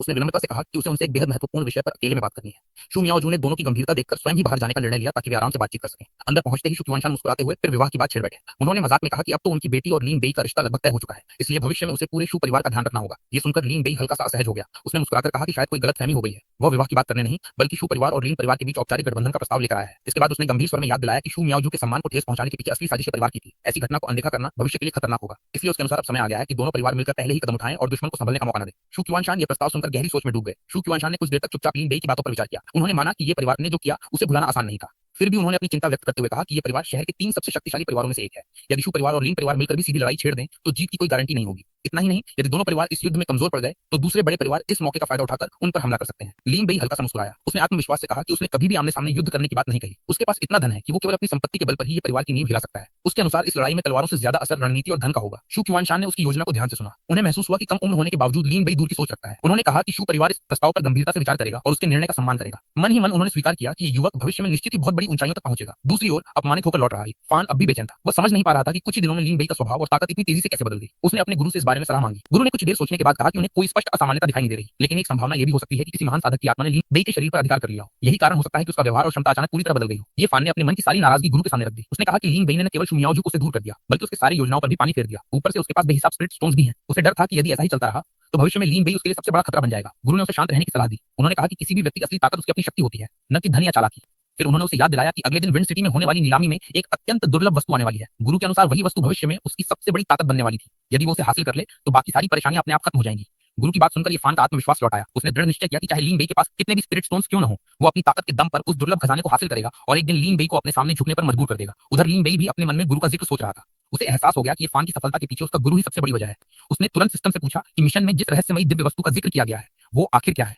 सिस्टम ने उत्तर दिया कि वो वस्तु अगले दिन होने वाली नीलामी में दिखाई देगी, लेकिन उसकी सही पहचान और स्थान जानने के लिए भविष्य देखने वाले फीचर का उपयोग करना पड़ेगा। लीन बेई ने बिना समय गंवाए तुरंत भविष्य देखने का निर्णय लिया। सिस्टम ने उसके 900 डेस्टिनी पॉइंट्स काट लिए और भविष्य की झलक उसके सामने प्रकट हो गई। उसने देखा कि नीलामी में एक बेहद साधारण दिखने वाली बिना अक्षरों वाली प्राचीन पुस्तक पर बोली लग रही है। देखने में वो किसी बेकार पुरानी किताब जैसी लग रही थी, लेकिन अंत में वही किताब ये फान के हाथ लग जाती है। ये दृश्य देखकर लीन बेई समझ गया कि मिशन में जिस रहस्यमयी वस्तु की बात की गई थी वो यही प्राचीन पुस्तक है। उसके चेहरे पर हल्की मुस्कान आ गई। उसने मन ही मन सोचा कि नीलामी आखिरकार पैसों का खेल होती है और धन की कमी अब उसके पास बिल्कुल नहीं है। इस बार वो किसी भी कीमत पर ये फान से पहले उस पुस्तक को हासिल करेगा। फिर भी उसके मन में एक सवाल बाकी था। उसने सिस्टम से पूछा कि उस बिना अक्षरों वाली पुस्तक में आखिर ऐसा कौन सा रहस्य छिपा है जिसके कारण भविष्य में ये फान पूरी दुनिया पर राज करने वाला है। सिस्टम ने बताया कि उस पुस्तक का रहस्य जानने के लिए 5000 डेस्टिनी पॉइंट्स की आवश्यकता होगी। साथ ही उसने चेतावनी दी कि यही वो दिव्य वस्तु है जिसकी मदद से भविष्य में ये फान पूरे संसार पर अपना अधिकार स्थापित करेगा। ये सुनकर लीन बेई पूरी तरह गंभीर हो गया। उसे समझ आ गया कि किसी भी हालत में वो पुस्तक ये फान के हाथ नहीं लगनी चाहिए। लेकिन उसने ये भी महसूस किया कि केवल 3 करोड़ स्पिरिट स्टोन्स और उसकी वर्तमान शक्ति इस बड़े संघर्ष के लिए पर्याप्त नहीं होगी। उसे और भी अधिक संसाधनों की आवश्यकता थी। इसी सोच के साथ उसने सिस्टम से 10 बार वाला कॉम्बो लकी ड्रॉ करने का आदेश दिया। सिस्टम ने 1000 डेस्टिनी पॉइंट्स काट लिए और तुरंत इनाम सामने आ गए। इस बार किस्मत पूरी तरह उसके साथ थी। उसे 2 बार 1-1 अरब spirit stones, 6 super true spirit pill, एक पौराणिक शुआन युआन तलवार की प्रतिकृति और एक दुर्लभ फिनिक्स गॉड ब्लड प्राप्त हुआ। इनाम देखकर लीन बेई की आंखें चमक उठी। विशेष रूप से शुआन युआन तलवार को देखकर वो बेहद उत्साहित हो गया। भले ही वो असली तलवार की प्रतिकृति थी, फिर भी उसकी शक्ति 9वें स्तर की थी और वो साधारण पौराणिक हथियारों से कहीं अधिक शक्तिशाली थी। सिस्टम ने बताया कि ये तलवार उसके हर हमले की शक्ति को दोगुना कर देगी। इसके बाद लीन बेई की नजर फिनिक्स गॉड ब्लड पर गई। सिस्टम ने समझाया कि ये पौराणिक फिनिक्स का असली रक्त है, जिसे अपने शरीर में समाहित करने पर साधक को फिनिक्स की आधी शक्तियां प्राप्त हो सकती हैं। लेकिन इसके साथ एक शर्त भी जुड़ी थी। उन शक्तियों को पूरी तरह जागृत करने के लिए भविष्य में निर्वाण पवित्र अग्नि की आवश्यकता होगी। यही अग्नि हर पुनर्जन्म के बाद उसकी शक्ति को पहले से भी अधिक बढ़ा देगी। ये सुनकर लीन बेई को अचानक समझ आया कि निर्वाण सूत्र और फिनिक्स गॉड ब्लड एक दूसरे के पूरक हैं। यदि दोनों शक्तियां एक साथ काम करें तो हर बार मृत्यु के बाद वो पहले से कहीं अधिक शक्तिशाली होकर वापस लौटेगा। जैसे ही उसने फिनिक्स गॉड ब्लड को अपने शरीर में समाहित किया, उसके पूरे शरीर में असहनीय जलन फैल गई। ऐसा लगा मानो उसकी नसों में आग दौड़ रही हो। दर्द इतना तीव्र था कि कुछ क्षणों के लिए वो खुद को संभाल भी नहीं पा रहा था। थोड़ी देर बाद ये प्रक्रिया पूरी हुई। सिस्टम ने बताया कि उसके शरीर में फिनिक्स रक्त की शुद्धता अब 10% तक पहुंच चुकी है। इसके साथ ही उसकी स्पिरिट एनर्जी को आकर्षित करने की गति पहले से 10 गुना बढ़ गई। इसके बाद लीन बेई ने अपनी बाकी प्राप्त दवाओं को देखा। उसे महसूस हुआ कि साधारण सुपर ट्रू स्पिरिट पिल अब उसके स्तर के लिए उतनी उपयोगी नहीं है। तभी सिस्टम ने एक नया फीचर सक्रिय किया, सिंथेसिस। सिस्टम ने बताया कि 2 सुपर ट्रू स्पिरिट पिल को मिलाकर एक अधिक शक्तिशाली सुपर ज़ेन पिल बनाई जा सकती है। लीन बेई ने बिना देर किए अपनी 6 गोलियों को मिलाकर 3 सुपर ज़ेन पिल तैयार कर ली। इन नई गोलियों का उपयोग करते ही उसकी साधना की गति कई गुना बढ़ गई। कुछ ही समय में उसकी शक्ति एक और बड़े स्तर को पार कर गई। उसी समय एक सेवक वहां पहुंचा और उसने सूचना दी कि शू परिवार के लोग उससे मिलने आए हैं। लीन बेई मुस्कुराया। उसे लगा कि शायद शू परिवार उम्मीद से भी पहले उसके साथ अगली योजना पर चर्चा करने आ गया है। वो तुरंत उठकर उनसे मिलने के लिए बाहर चला गया। शू परिवार के मुखिया ने गंभीर स्वर में कहा कि वे अब पूरी तरह लीन बेई के साथ हैं। यदि लीन परिवार सचमुच ये परिवार के खिलाफ कदम उठाना चाहता है तो शू परिवार भी इस लड़ाई में पीछे नहीं हटेगा। लीन बेई ने शांत भाव से सिर हिलाया। उसके चेहरे पर आत्मविश्वास साफ झलक रहा था। अब उसके पास केवल साहस ही नहीं बल्कि अपार धन, दुर्लभ खजाने और भविष्य की जानकारी भी थी। इसलिए वो जानता था कि इस बार खेल पूरी तरह उसके पक्ष में रहने वाला है। लीन बेई ने साफ शब्दों में कहा कि सीधे युद्ध करना सबसे बड़ी गलती होगी। ये परिवार वर्षों से शहर का सबसे शक्तिशाली परिवार बना हुआ है, इसलिए उनसे सामने से भिड़ना केवल दोनों परिवारों को कमजोर करेगा। अगर ऐसा हुआ तो बाकी बड़े परिवार इस अवसर का फायदा उठाकर दोनों का अस्तित्व ही खत्म कर देंगे। इसलिए इस लड़ाई को ताकत से नहीं बल्कि बुद्धि और धन के बल पर जीतना होगा। शू क्यूआनशान ने उसकी बात ध्यान से सुनी। उन्हें महसूस हो रहा था कि उनके सामने बैठा युवक पहले वाला लापरवाह लीन बेई नहीं रहा। उसकी हर योजना दूरगामी सोच पर आधारित थी। उन्होंने स्वीकार किया कि यदि सही समय पर वार किया जाए तो सबसे बड़ा दुश्मन भी बिना तलवार उठाए घुटनों पर लाया जा सकता है। आखिरकार उन्होंने लीन बेई की योजना का समर्थन करने का निर्णय ले लिया।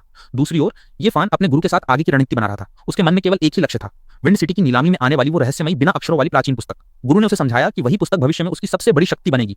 चाहे जितनी भी कीमत चुकानी पड़े, उसे हर हाल में वो पुस्तक हासिल करनी होगी। यदि वो अवसर हाथ से निकल गया तो भविष्य पूरी तरह बदल सकता है। उधर लीन बेई भी अपने कमरे में लौटकर नीलामी की तैयारी करने लगा। उसने अपनी विशाल संपत्ति की गणना की और मन ही मन अनुमान लगाया कि अब उसके पास इतनी दौलत है कि सामान्य परिस्थितियों में कोई भी उससे बोली में मुकाबला नहीं कर सकता। फिर भी वो जानता था कि भाग्य के बेटे को कभी हल्के में नहीं लेना चाहिए। इसलिए उसने हर स्थिति के लिए अलग अलग योजनाएं तैयार कर ली। फिनिक्स गॉड ब्लड के प्रभाव से उसका शरीर लगातार बदल रहा था। अब वो पहले की तुलना में कहीं अधिक तेजी से स्पिरिट एनर्जी को अपने भीतर समाहित कर सकता था। कर्मचारी ने सम्मानपूर्वक आगे बढ़कर कहा, अस्पताल अभी अस्थायी रूप से बाहरी लोगों के लिए बंद है। यंग मास्टर, ये कृपया जितनी जल्दी हो सके यहाँ से चले जाइए। ये सुनते ही ये फैन कुछ क्षणों के लिए पूरी तरह स्तब्ध रह गया। उसके चेहरे पर अविश्वास साफ दिखाई दे रहा था। उसने मन ही मन सोचा, मास्टर, ये तो उस स्थिति से बिल्कुल अलग है जैसा मैंने सोचा था। क्या उसे दूसरों के दम पर अकड़ नहीं दिखानी चाहिए थी? और फिर क्या मुझे अपनी ये परिवार के बड़े युवा मास्टर की पहचान से उसके मुंह पर तमाचा नहीं मारना चाहिए था? उधर उसी समय लिन परिवार का एक विश्वसनीय माथा तेजी से लिन बेई के सामने पहुंचा और आदरपूर्वक झुककर बोला, युवा मालिक, आपके आदेशानुसार चेंगनान मार्केट में औषधीय जड़ी बूटियों की दुकान को पूरी तरह से खरीद लिया गया है। यह समाचार सुनकर लिन बेई के चेहरे पर संतोष की हल्की मुस्कान उभर आई। उसने शांत स्वर में कहा, ओह, इस तरह तो पूरे फेंगची शहर का आध्यात्मिक औषधियों लिन याओ का व्यवसाय लिन परिवार के नियंत्रण में आ जाएगा। यहां तक कि फेंगची शहर का नीलामी घर भी अब लिन परिवार की संपत्ति बन चुका है। अगर ये परिवार के लोग आध्यात्मिक औषधियों के क्षेत्र में आगे बढ़ना चाहते हैं तो उन्हें मेरे लिन परिवार का रुख देखना ही होगा। ये फैन, इस बार मेरी बारी है पलटवार करने की। उसकी आंखों में आत्मविश्वास और भविष्य की योजना स्पष्ट झलक रही थी। इस बार वो केवल मुकाबला नहीं करना चाहता था बल्कि अपने प्रतिद्वंद्वी के हर अवसर को जड़ से समाप्त करने का निश्चय कर चुका था। उधर दूसरी ओर पूरे शहर में भटकने के बाद भी जब ये फैन को कहीं भी अपनी आवश्यकता की आध्यात्मिक जड़ी बूटियां नहीं मिली तो उसका चेहरा चिंता और क्रोध से भर गया। वो निराश होकर बोला, वो लानत के काबिल लिन परिवार, उन्होंने पूरे शहर की औषधीय जड़ी बूटियों पर एकाधिकार कर लिया है। मैंने पूरे शहर में चक्कर लगा लिया लेकिन कहीं भी कोई जड़ी बूटी नहीं मिल रही है। इस तरह तो मैं अपनी सीमाओं को पार ब्रेक थ्रू ही नहीं कर पाऊंगा। सौभाग्य से अभी भी फेंगची शहर का नीलामी घर बचा हुआ है। मास्टर, आपने कहा था कि जो वस्तु मुझे इस धरती का सम्राट ग्रेट एम्परर बनने में मदद कर सकती है वो वास्तव में क्या है? उसके भीतर छिपे आध्यात्मिक गुरु की आत्मा धीरे धीरे प्रकट हुई। गंभीर और अनुभवी स्वर में उसने उत्तर दिया, वो खजाना एक बिना अक्षरों वाली किताब का पन्ना, वर्डलेस बुक पेज है। यहाँ तक कि अगर जुआन हुआंग स्तर का कोई योद्धा अपनी पूरी ताकत से भी हमला करे तो भी इसे नष्ट नहीं कर सकता। ऐसा कहा था कि इसके भीतर प्राचीन काल के महान सम्राट बनने का रहस्य छुपा हुआ है। आम लोग इसके भीतर के इस गहरे रहस्य को नहीं समझ सकते। निश्चित ही कोई भी एक साधारण कागज के टुकड़े के लिए बहुत अधिक आध्यात्मिक पत्थर स्पिरिट स्टोन्स खर्च नहीं करेगा। इस बार हमें इसे हर हाल में हासिल करना होगा। ये फैन, मास्टर की बात सुनते ही ये फैन की आंखों में फिर से उम्मीद की चमक लौट आई। अब उसके सामने केवल एक ही लक्ष्य था, किसी भी कीमत पर उस रहस्यमयी बिना अक्षरों वाले पन्ने को प्राप्त करना। नीलामी घर के विशाल सभागार में चारों ओर प्रतिष्ठित अतिथियों की भीड़ थी। हर व्यक्ति अपनी पहचान छिपाए या अपने प्रभाव का प्रदर्शन करते हुए बैठा था। लिन बेई शांत भाव से पूरे हॉल का निरीक्षण कर रहा था।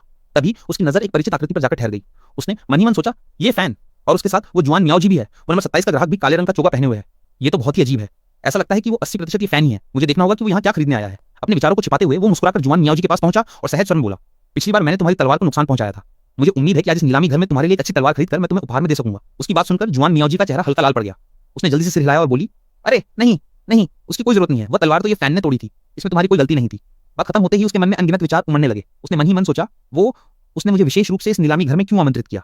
क्या इसे एक डेट माना जा सकता है? नहीं नहीं नहीं, हम तो सिर्फ दोस्त हैं। मुझे ज्यादा नहीं सोचना चाहिए। इसी बीच नीलामीकर्ता मंच पर पहुंचा। उसकी ऊंची और स्पष्ट आवाज पूरे सभागार में गूंज उठी। सभी प्रतिष्ठित अतिथियों का स्वागत है। आज की नीलामी आधिकारिक रूप से शुरू होती है। हमारी पहली नीलामी की वस्तु है किंगफेंग तलवार, किंगफेंग सोर्ड।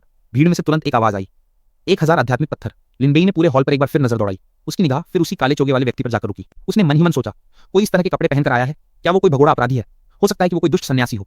उसने अपनी पहचान छिपाई हुई है, जिससे वो और भी संदिग्ध लग रहा है। अगर मैं इस समय उसकी शिकायत कर दूं तो क्या ये फैन को एक चोर की तरह पकड़कर बाहर नहीं फेंक दिया जाएगा? खैर छोड़ो, मैं एक भला इंसान ही बना रहता हूं। कुछ देर बाद पहली वस्तु की नीलामी समाप्त हुई और नीलामीकर्ता ने अगली वस्तु की घोषणा की। अगली नीलामी की वस्तु जुआनक्सवान गोली, जुक्सवान पिल बनाने की मुख्य सामग्रियों में से एक। अजवानक्सिन फूल, स्वांगसिन फ्लावर। ये नाम सुनते ही काले चोगे के भीतर बैठे ये फैन की आंखें चमक उठी। उसने मन ही मन कहा, अरे! नीलामीकर्ता ने आगे घोषणा की, जैसा कि आप सभी जानते हैं, ये जुआनक्सवान गोली किसी भी योद्धा की अभ्यास की गति को बढ़ा सकती है। शुरुआती कीमत है 500 आध्यात्मिक पत्थर। लिनबेई ने तुरंत ये फैन की प्रतिक्रिया पर ध्यान दिया और मन ही मन मुस्कुराया। जुआनक्सिन फूल, ये फैन को इस चीज में दिलचस्पी है। ऐसा लगता है कि मेरे द्वारा आध्यात्मिक औषधियों के बाजार की नाकाबंदी काम कर रही है। बोली शुरू होते ही एक ग्राहक बोला, 520। दूसरा तुरंत बोला, 560। ये फैन ने अपने मास्टर से धीमे स्वर में पूछा, मास्टर, क्या ये एक परिवर्तित आध्यात्मिक औषधि म्यूटेटेड लिनयाओ है? उसके मास्टर ने हल्की हंसी के साथ उत्तर दिया, हे, ऐसा लगता है कि तुम्हें औषधियों के ज्ञान को और अच्छी तरह से सीखने की आवश्यकता है। एक साधारण जुआनक्सिन फूल के लिए आमतौर केवल 600 आध्यात्मिक पत्थरों की आवश्यकता होती है, लेकिन एक परिवर्तित औषधि के लिए जब तक कीमत 10 गुना से अधिक न हो, इसे किसी भी कीमत पर लिया जा सकता है। मास्टर की बात सुनते ही ये फैन ने बिना झिझक ऊंची आवाज में कहा, 650।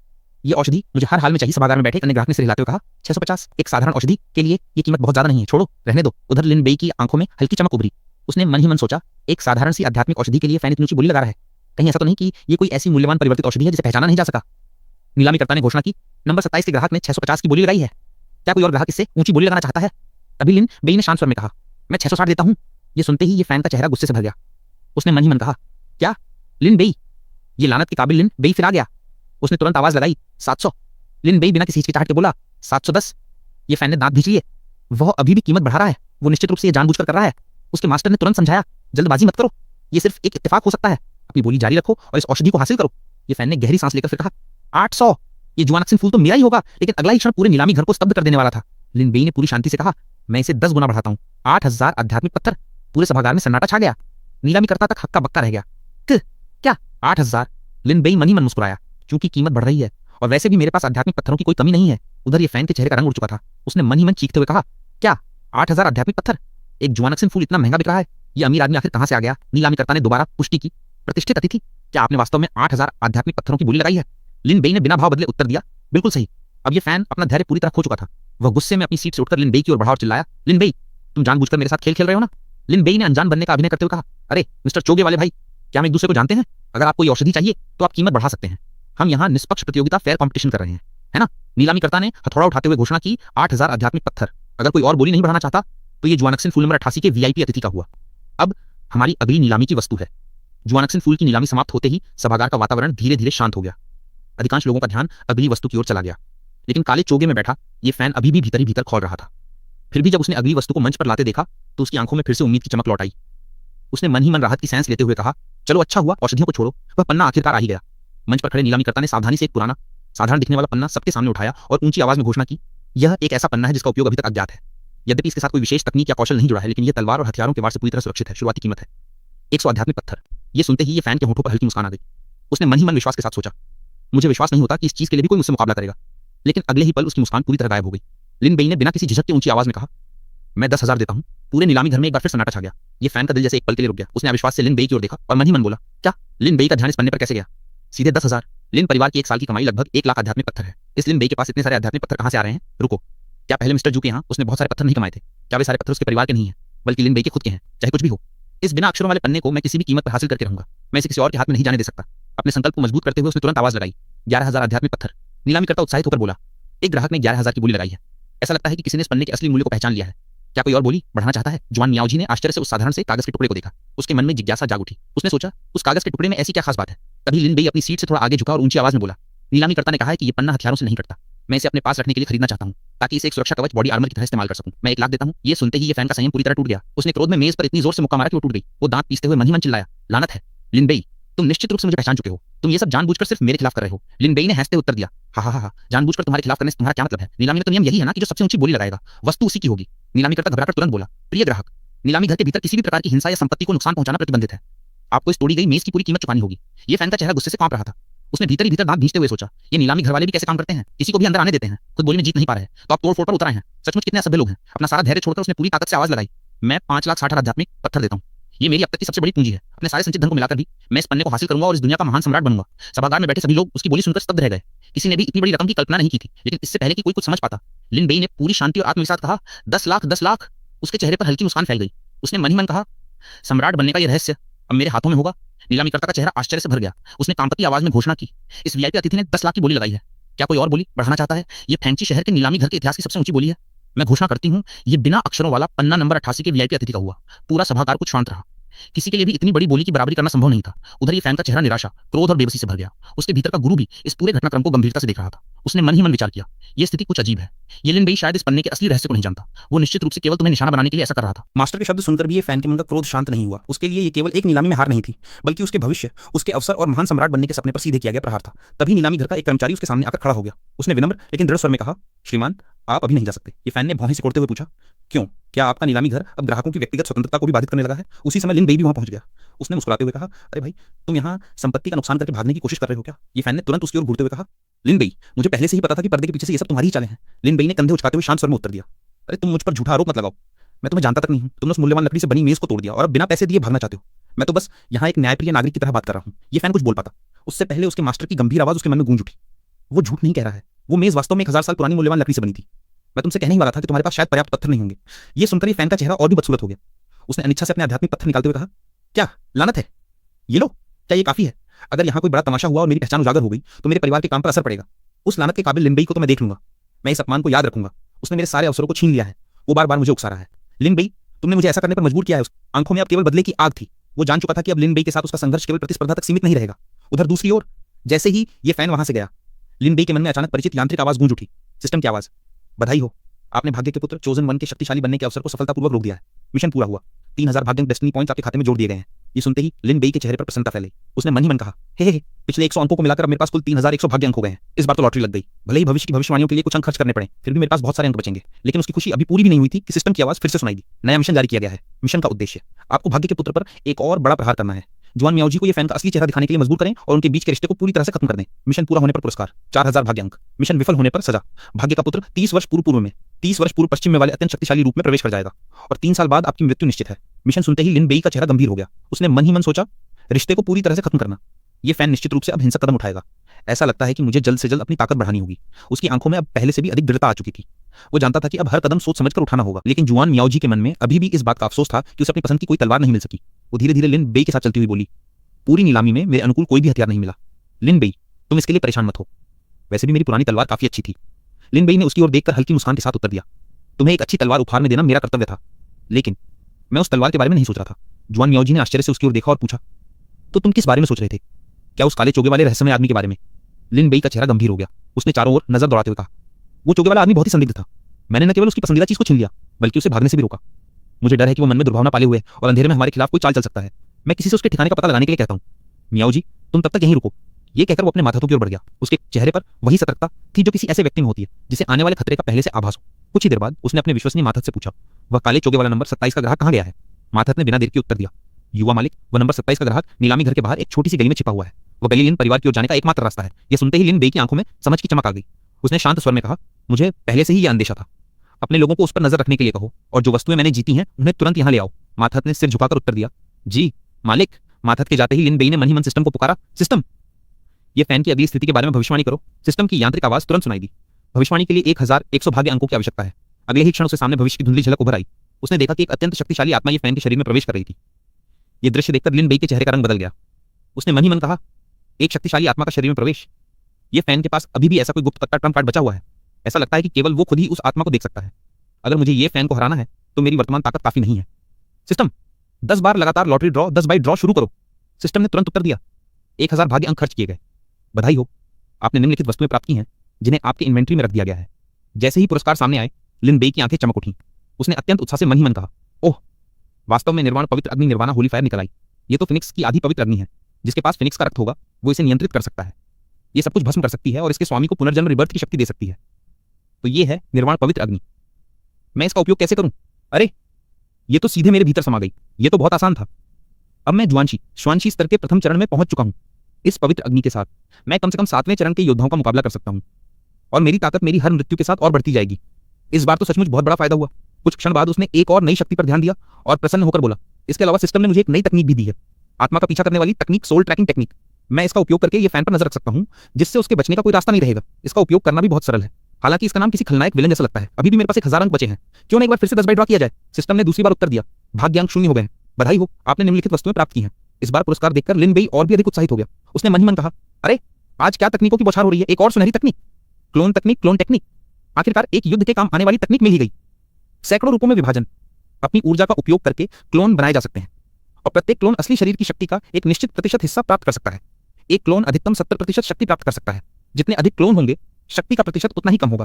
क्लोन असली शरीर की सभी तकनीकों का उपयोग कर सकता है। क्लोन तकनीक, जैसे ही उसने उस तकनीक का प्रयोग किया, उसके सामने उसका एक जीवंत प्रतिरूप खड़ा हो गया। दोनों के बीच चेतना साझा हो रही थी। यह अनुभव बिल्कुल नया था। उसने मन ही मन कहा, एक ही समय में 2 अलग अलग जगहों को देखना थोड़ा सिर चकराने जैसा है। मुझे इसकी आदत डालनी होगी। चलो, अब दूसरी चीजों को देखते हैं। इन गोलियों को मिलाकर एक सुपर गोली बनाते हैं। सिस्टम ने तुरंत पूछा, 13 सुपर गोलियां पाई गई हैं। क्या आप इन्हें मिलाना चाहते हैं? लिन बेई ने बिना झिझक उत्तर दिया, हाँ, मेरे वर्तमान स्तर पर साधारण गोलियां बेअसर हैं, लेकिन ये सुपर गोलियां बिल्कुल सही रहेंगी। इन्हें खाने के बाद बिना किसी दुष्प्रभाव की शक्ति को बढ़ाया जा सकता है। कुछ ही क्षणों में गोलियां तैयार हो गईं। लिन बेई ने उन्हें हाथ में लेकर मन ही मन कहा, अब सबसे महत्वपूर्ण काम है ये फैन की समस्या को सुलझाना। अगर मैंने उसे ज्यादा इंतजार कराया तो उसे शक हो सकता है। मुझे तुरंत ये गोलियां खानी होंगी। उसने एक एक करके गोलियां निगल ली। उसी समय उसने आश्चर्य से देखा कि उसका क्लोन भी वही गोलियां खा रहा था। वह हैरानी से बोला, अरे, मेरा क्लोन भी गोलियां खा रहा है। इन सुपर गोलियों का असर सचमुच बहुत शक्तिशाली है। मुझे लगता है कि मैं एक ही झटके में अगले स्तर पर पहुंच सकता हूं और मेरे शरीर में अचानक एक नई ऊर्जा का संचार हुआ है। ऐसा लगता है कि मेरा क्लोन भी इन गोलियों को सोखने में मदद कर रहा है। अब ये फैन से निपटने में और भी आसानी होगी। कुछ ही पलों में उसके शरीर से निकलने वाली आभा पहले से कहीं अधिक प्रबल हो चुकी थी। अपनी नई शक्तियों को महसूस करते हुए उसने गहरी सांस ली। अब वो जानता था कि अगली बार जब उसका सामना ये फैन से होगा तो परिस्थितियां पहले जैसी नहीं रहेंगी। लिन बेई और जुआन मियाओजी धीरे धीरे उस सुनसान रास्ते की ओर बढ़ रहे थे जो लिन परिवार की हवेली तक जाता था। लिन बेई लगातार आसपास का निरीक्षण कर रहा था। भविष्यवाणी उसके मन में अभी भी स्पष्ट थी। उसने मन ही मन सोचा, भविष्यवाणी के अनुसार ये फैन को इसी के आसपास घात लगाकर बैठना चाहिए था। उसकी बात पूरी भी नहीं हुई थी कि अचानक हवा को चीरती हुई एक तीव्र आभा उनकी ओर बढ़ी। अगले ही क्षण एक छाया तेजी से उनकी ओर झपटी। लिन बेई की आंखें सिकुड़ गईं। उसने तुरंत कहा, वो आ गया। काले चोगे में लिपटा व्यक्ति उनके सामने उतरते ही क्रोध से गरज उठा। कमबख्त लड़के। लिन बेई ने अनजान बनने का अभिनय करते हुए चारों ओर देखा और ऊंची आवाज में कहा, कौन है वहां? चोगाधारी व्यक्ति जोर से हंसा और बोला, हा, तो तुम ही हो, नीलामी घर का वो काले चोगे वाला आदमी। जुआन मियाओजी तुरंत आगे बढ़ी। उसने क्रोधित होकर कहा, तुम जैसे नीच इंसान, नीलामी घर में तो सब कुछ निष्पक्ष रूप से हो रहा था। तुम्हारे पास पैसे नहीं थे तो तुम यहाँ लूटपाट करने आ गए। तुम्हें शर्म नहीं आती? लिन बेई ने उसका हाथ पकड़कर पीछे करते हुए कहा, मियाओजी, संभल कर, तुम्हारे पास हथियार नहीं है, उसे और मत उकसाओ। लेकिन ये फैन अब अपना धैर्य खो चुका था। उसने हत्या की नीयत से आगे बढ़ते हुए कहा, तुम्हें तो मरना ही होगा। पहले मैं तुम्हारी असली ताकत की जांच करूंगा। लिन बेई ने शांत भाव से उसकी ओर देखा और बोला, ये तो तुमने खुद मौत को बुलावा दिया है। जुआन मियाओजी ने भी क्रोध में कहा, तुम पीछे से वार करने वाले धोखेबाज, तुम्हें सफलता नहीं मिलेगी। उनकी बातें सुनकर ये फैन कुछ पल के लिए सतर्क हो गया। उसने मन ही मन सोचा, मैं अभी भी उसकी असली ताकत का अंदाजा नहीं लगा पा रहा हूं। क्या लिन बेई ने अपनी ताकत छुपा रखी है और वो जुआन मियाओजी भी उसकी मदद कर रही है? लानत है। अच्छा हुआ कि मैंने नीलामी घर से बाहर आने से पहले वो गोली खा ली थी। मुझे फैन की ताकत का अंदाजा हो गया है। वो लगभग जुआनशी स्तर के 5वें चरण के आसपास है। अब समय आ गया है कि मियाओजी को उसका असली चेहरा दिखाया जाए। पीछे से हमला, इसे संभालो। अगले ही पल वो बिजली की गति से पीछे की ओर घूमकर वार करने लगा। ये फैन चीख उठा, कितनी तेज गति है!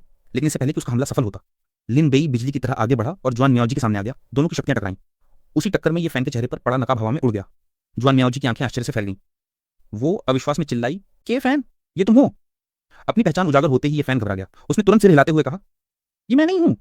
लिन बेई ने आश्चर्य का अभिनय करते हुए कहा, अरे, ये फैन भाई, मुझे उम्मीद नहीं थी कि ये तुम होगे।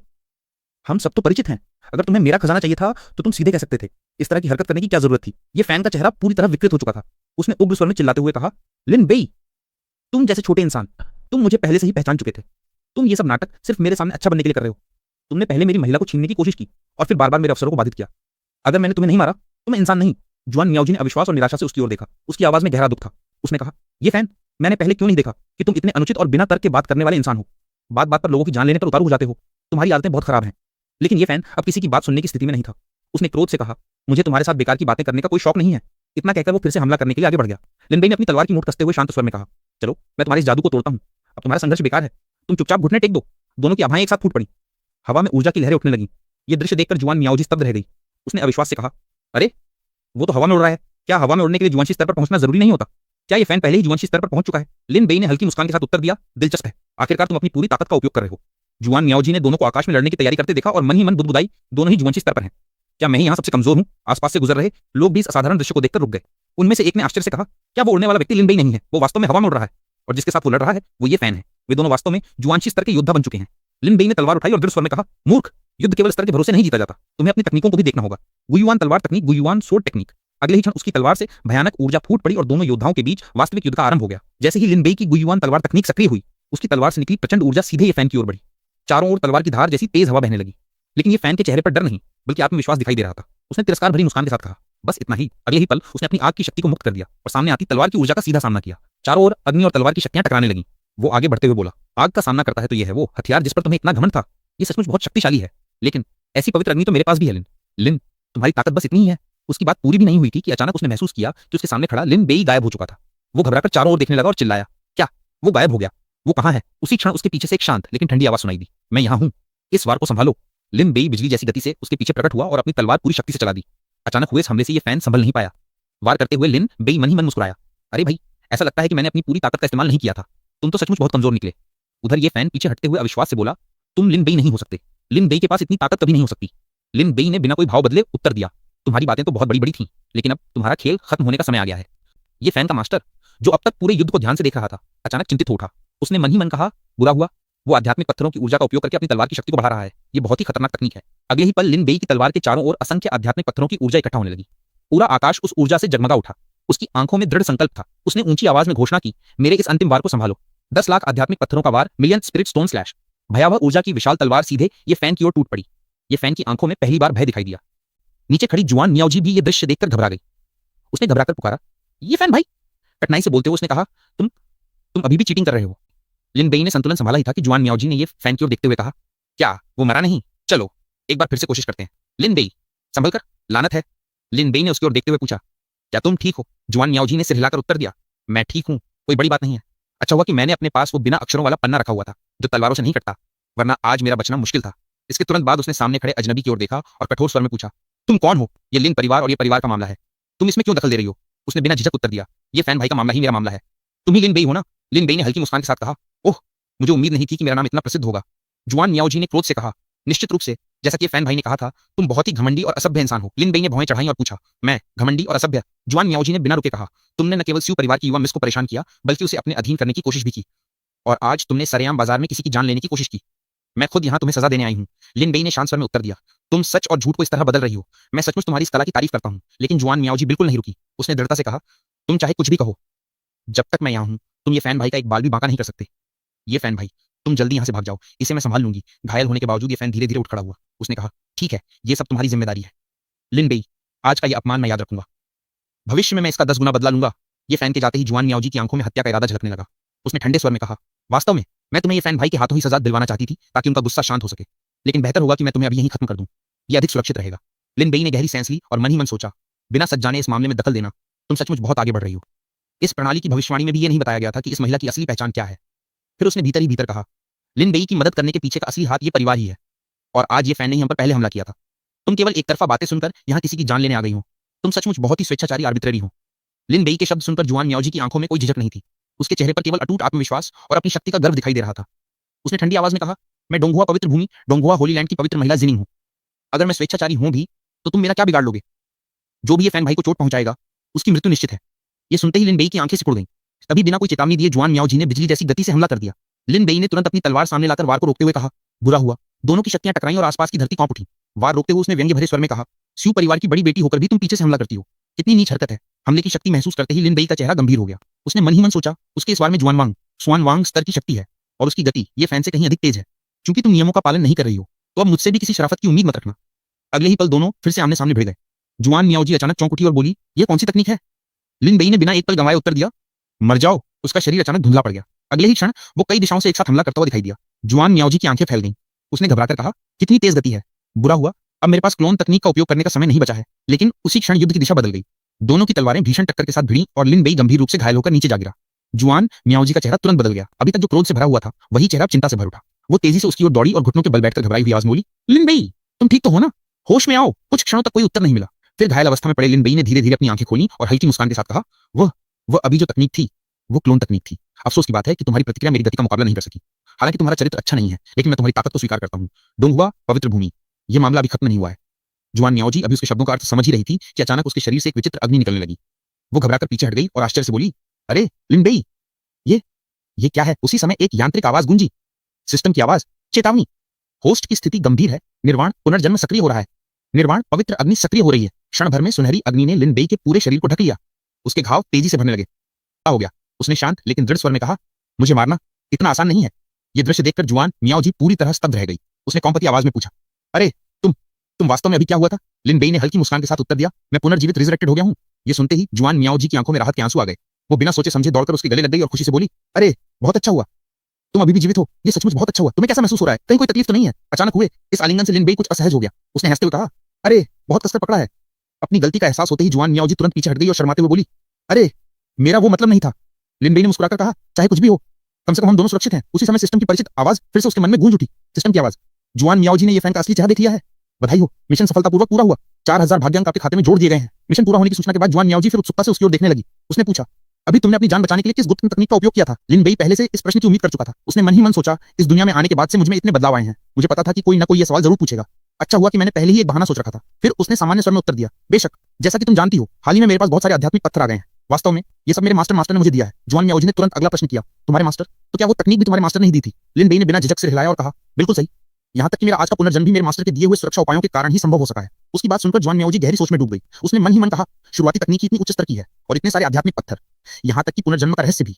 लिन बेई के मास्टर आखिर कौन है? ये तो सचमुच बहुत ही डरावना है। अगर तुम्हारे मास्टर इतने शक्तिशाली हैं, तो डोंगहुआ पवित्र भूमि के लोग तुम्हारे खिलाफ जाने की हिम्मत कैसे कर सकते हैं? लिन बेई ने उसकी ओर देखते हुए शांत स्वर में कहा, सिर्फ डोंगहुआ पवित्र भूमि के कारण ही वे मेरे मास्टर के नाम को जानने के हकदार हैं। उनके शब्दों में कहें तो अगर मैं इस तरह की छोटी मोटी ताकतों से भी नहीं निपट सकता, तो बाहर जाकर उनका नाम बदनाम करने की कोई जरूरत नहीं है। तभी सिस्टम ने एक और नया मिशन जारी किया।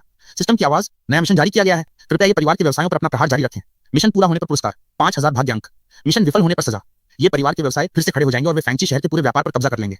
नया मिशन सुनकर लिन बेई ने मन ही मन कहा, चूंकि ये फैन ने पहले हमारे बीच के रिश्ते को तोड़ा है, तो हम भी चुप नहीं बैठ सकते। चलो वापस चलकर आगे की रणनीति तय करते हैं। जुआन मियाओजी ने बिना किसी हिचकिचाहट के सिर हिलाया और मुस्कुराते हुए कहा, ठीक है। उधर ये परिवार के महल में माहौल पूरी तरह तनावपूर्ण हो चुका था। पूरे आंगन में सैनिक और परिवार के सदस्य इकट्ठा हो चुके थे। हर कोई हथियारों से लैस था और युद्ध के आदेश की प्रतीक्षा कर रहा था। ये परिवार के मुखिया क्रोध से भरे हुए ऊंची आवाज में गरजे, चलो सभी लोग तैयार हो जाओ, हम किसी भी समय प्रस्थान कर सकते हैं। जिसने मेरे बेटे को चोट पहुंचाई है, आज मैं उस लिन परिवार को पूरी तरह से नष्ट कर दूंगा। आदेश जारी करो। इतने में घायल अवस्था में ये फैन वापस आ गया।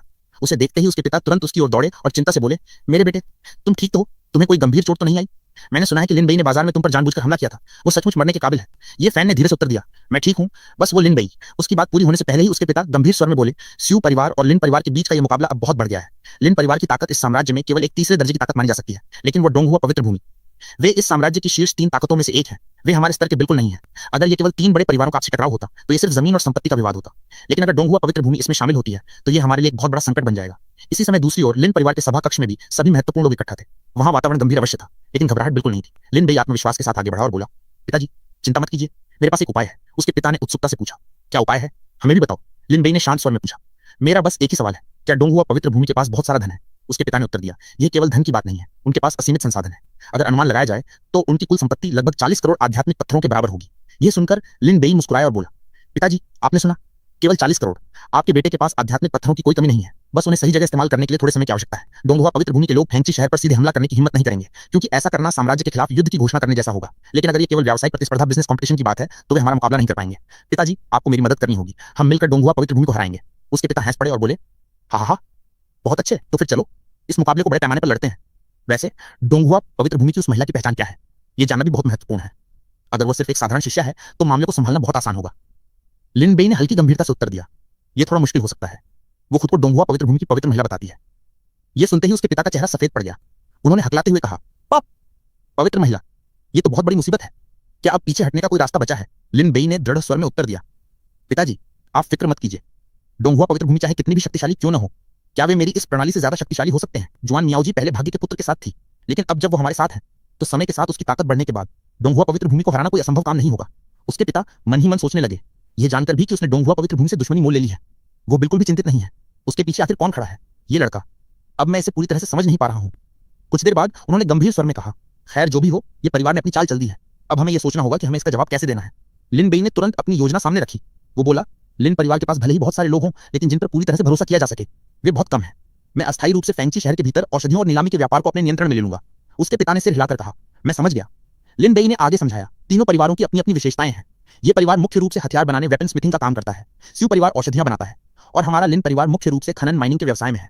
बेशक अन्य व्यवसायों में भी हमारा थोड़ा बहुत हिस्सा है। वो कुछ क्षण रुका, फिर बोला, ये परिवार के लोग हमारे खनन व्यवसाय पर बहुत समय से नजर गड़ाए हुए हैं, क्योंकि अगर उन्हें हमारी खदानों पर नियंत्रण मिल जाए तो उनके हथियार बनाने की लागत बहुत कम हो जाएगी। और हमारे लिन परिवार के लिए सबसे अच्छी रणनीति यही होगी कि हम खुद भी हथियार बनाने के व्यवसाय में उतर जाएं और पूरी उत्पादन श्रृंखला सप्लाई चेन को अपने नियंत्रण में ले लें। फिर उसने स्पष्ट आदेश दिया, कल से ये परिवार को किए जाने वाले सभी खनिजों के निर्यात को पूरी तरह से बंद कर दिया जाए और फैंगची शहर के उन सभी बाजारों और दुकानों को खरीद लिया जाए जो खनिज बेचते हैं। इस तरह ये परिवार को कच्चे माल के लिए बाहरी शहरों पर निर्भर रहना होगा, जिससे उनकी लागत बहुत बढ़ जाएगी और उनके पास माल की कमी हो जाएगी। उस समय हमारा लिन परिवार कम कीमतों पर अपने हथियार बाजार में उतारेगा और इस क्षेत्र पर कब्जा कर लेगा। अगर इस बीच कोई हमारे रास्ते में आने की कोशिश करे तो उन्हें खत्म कर दिया जाए। लिन बेई के पिता ने योजना सुनने के बाद कहा, ये योजना अच्छी है, लेकिन हमारे पास लोगों की कमी हो सकती है। लिन बेई ने बिना देर के उत्तर दिया, कल मैं खुद बाजारों और दुकानों को संभालने के लिए जाऊंगा। इसके अलावा डोंगुआ पवित्र महिला और ये परिवार के बीच के संबंधों की भी मैं पूरी जांच करूंगा। तभी पास खड़ी जुआन मियाओजी आगे आई और दृढ़ स्वर में बोली, लिन बेई, मैं भी तुम्हारे साथ जाऊंगी। पिछली बार जब तुम्हारी उस पवित्र महिला के साथ लड़ाई हुई थी तब मैं तुम्हारी कोई मदद नहीं कर सकी थी, यहाँ तक कि मेरी वजह से तुम्हारी जान भी खतरे में पड़ गई थी। इस बार मैं निश्चित रूप से लिन बेई के लिए कुछ उपयोगी काम करूंगी। लिन बेई ने हल्की मुस्कान के साथ कहा, लेकिन अगर मैं अकेला जाऊंगा तो काम ज्यादा आसानी से हो पाएगा। उसकी बात पूरी होने से पहले ही उसके पिता मुस्कुराते हुए बोले, मेरे बेटे, जब कोई लड़की खुद तुम्हारे साथ जाने की इच्छा जता रही है तो तुम मना कैसे कर सकते हो? और वैसे भी इतनी महत्वपूर्ण योजना में अगर कोई भरोसेमंद व्यक्ति तुम्हारे साथ रहेगा तो मुझे भी थोड़ी तसल्ली रहेगी। ये बात अब तय हो चुकी है, तुम यहाँ समय बर्बाद मत करो, जाकर अपनी तैयारी करो। लिन बेई ने हल्की असहाय मुस्कान के साथ कहा, अरे अच्छा ठीक है मियाओ जी, थोड़ी देर बाद तुम मेरे कमरे में आना। हमारी पिछली बातों के जो अधूरे सवाल थे उन्हें अब सुलझाने का समय आ गया है। ये सुनते ही जुआन मियाओ जी का चेहरा लाल हो गया। वो घबराकर मन ही मन सोचने लगी, क्या थोड़ी देर बाद? लेकिन तब तो रात हो जाएगी ना, उसका इस बात से आखिर क्या मतलब है? उधर ये दृश्य देखकर लिन बेई के पिता मन ही मन मुस्कुराए और सोचने लगे, मेरी बेटी, मैं तुम दोनों के खिलाफ नहीं हूं, लेकिन अगली बार क्या तुम लोग इस तरह सरेआम ये सब करना बंद कर सकते हो? हालांकि लिन बेई के साथ इस अचानक हुए घटनाक्रम के बाद तुम दोनों के बीच के संबंध काफी गहरे हो गए हैं और अब तुम्हारे मन में भी उसके लिए कोई दूरी नहीं बची है, जिससे मुझे बहुत राहत मिली है। तुम चाहे जो भी फैसला करो, तुम्हारा ये पिता हमेशा तुम्हारे साथ है। सभा समाप्त होने के बाद लिन बेई सीधे अपने निजी कक्ष में लौट आया। दरवाजा बंद करते ही उसके चेहरे से मुस्कान गायब हो गई और उसकी जगह गंभीरता ने ले ली। वो कुछ देर तक शांत खड़ा रहा, फिर मन ही मन अपनी वर्तमान स्थिति का आकलन करने लगा। उसने गहरी सांस लेते हुए सोचा, वो डोंगुआ पवित्र महिला निश्चित रूप से जुआनवांग स्तर के 9वें चरण में होगी और वो जल्द ही इससे भी आगे निकलने वाली है। और मेरी वर्तमान ताकत उन गोलियों की मदद के बाद भी अभी केवल जुआनलिंग स्वानलिंग स्तर के शुरुआती चरण तक ही पहुंच पाई है। हमारे बीच अभी भी एक पूरे बड़े स्तर का फासला है। भले ही मेरे पास निर्वाण पवित्र अग्नि की शक्ति है, फिर भी यह अंतर बहुत बड़ा है। लेकिन मेरे पास केवल मेरी शारीरिक ताकत ही एकमात्र हथियार नहीं। सिस्टम शुरू हो जाओ। उसके आदेश के साथ ही परिचित यांत्रिक आवाज उसके मन में गूंज उठी। सिस्टम, आदेश स्वीकार किया गया। लिन बेई ने बिना समय गंवाए कहा, सिस्टम, मेरे लिए एक ऐसी योजना की भविष्यवाणी करो जिससे मैं डोंगुआ पवित्र महिला जिनिंग को अपने नियंत्रण में ले सकूं। कुछ क्षणों की गणना के बाद सिस्टम ने उत्तर दिया, इस भविष्यवाणी के लिए 900 भाग्य अंकों की आवश्यकता है। लिन बेई ने बिना किसी हिचकिचाहट की अनुमति दे दी। अगले ही पल उसके सामने भविष्य की झलकियां उभरने लगी। भविष्यवाणी में उसने देखा कि डोंगुआ पवित्र महिला टिपिन मंडप ईपिन पाविलियन नाम के एक विश्राम गृह में ठहरी हुई है। उसके पास एक अत्यंत दुर्लभ ट्रांसपोर्टेशन जेड मौजूद है, जिसके माध्यम से वो किसी भी समय डोंगुआ पवित्र भूमि लौट सकती है। उसके साथ एक रहस्यमय रक्षक भी दिखाई दिया, जिसकी शक्ति साधारण लोगों की कल्पना से कहीं अधिक थी। सभी दृश्य समाप्त होने के बाद लिन बेई ने मन ही मन कहा, ईपिन मंडप, मुझे याद है कि ये परिवार के अधीन एक विश्राम गृह है, तो वो यहाँ छिपी हुई है। और ये ट्रांसपोर्टेशन जेड डोंगुआ पवित्र भूमि के पास वास्तव में कितनी मूल्यवान चीजें हैं। और ये अंगरक्षक बॉडीगार्ड नहीं, इसे आरक्षक गार्डियन कहना ज्यादा सही होगा। कितनी भयानक शक्ति है। इस रक्षक का स्तर तो बहुत ही ऊंचा है, मैं इसका सामना सीधे तौर पर नहीं कर सकता। वो कुछ देर तक सोचता रहा, फिर उसके चेहरे पर हल्की मुस्कान लौट आई। उसने मन ही मन कहा, उस रक्षक की ताकत के सामने सीधे लड़ना मुमकिन नहीं है। अगर मुझे डोंगुआ पवित्र महिला से निपटना है तो मुझे अपनी इस लॉटरी के परिणामों पर भरोसा करना होगा। चलो अब 30 बार लगातार 30 बार ड्रॉ करते हैं। सिस्टम ने तुरंत उत्तर दिया, 3000 भाग्य अंक खर्च किए गए। बधाई हो, आपने निम्नलिखित वस्तुएं प्राप्त की हैं। जैसे ही पुरस्कारों की सूची उसके सामने आई, लिन बेई की आंखों में उत्साह चमक उठा। उसने मन ही मन कहा, ये सभी वस्तुएं फिनिक्स के रक्त से संबंधित हैं। फिनिक्स के पवित्र रक्त की ये 2 बूंदें मेरे रक्त की शुद्धता को 10% से बढ़ाकर 40% तक कर सकती हैं। उसने बिना देर किए दोनों रक्त बूंदों को ग्रहण कर लिया। क्षण भर में उसके पूरे शरीर में जलती हुई ऊर्जा दौड़ गई। उसकी नसों में बहता रक्त मानो अग्नि में बदल गया हो। उसके शरीर से सुनहरी लपटें निकलने लगी। वो भीतर उठ रही शक्ति को महसूस करते हुए बोला, रक्त को ग्रहण करते हुए दोनों बूंदों का असर सचमुच बहुत शक्तिशाली है। उसी समय सिस्टम की आवाज फिर गूंजी, सिस्टम, फिनिक्स का रक्त सक्रिय हो गया है। रक्त की शुद्धता 10% से बढ़कर 40% हो गई है। आपने निम्नलिखित नए कौशल प्राप्त किए हैं। Phoenix flash, Phoenix flash, Phoenix रक्त की एक अत्यंत तीव्र गति की तकनीक जो आग की ऊर्जा के साथ काम करती है, और फिनिक्स निर्दयी प्रहार, फिनिक्स मर्सल स्ट्राइक, एक शक्तिशाली तलवार तकनीक जो निर्वाण पवित्र अग्नि का उपयोग करती है। नई शक्तियों की जानकारी सुनकर लिन बेई संतोष से मुस्कुराया। उसने मन ही मन कहा, ये दोनों तकनीकें मेरी वर्तमान समस्या का बिल्कुल सही समाधान है, विशेष रूप से वो फिनिक्स फ्लैश। इसके साथ अगली बार जब मैं उस पवित्र महिला से मिलूंगा तो मेरी गति उसकी गति का मुकाबला आसानी से कर सकेगी। और ये जो तलवार है, चूंकि मियाओ जी के पास कोई हथियार नहीं है, तो ये तलवार मैं उसे एक उपहार के रूप में दे दूंगा।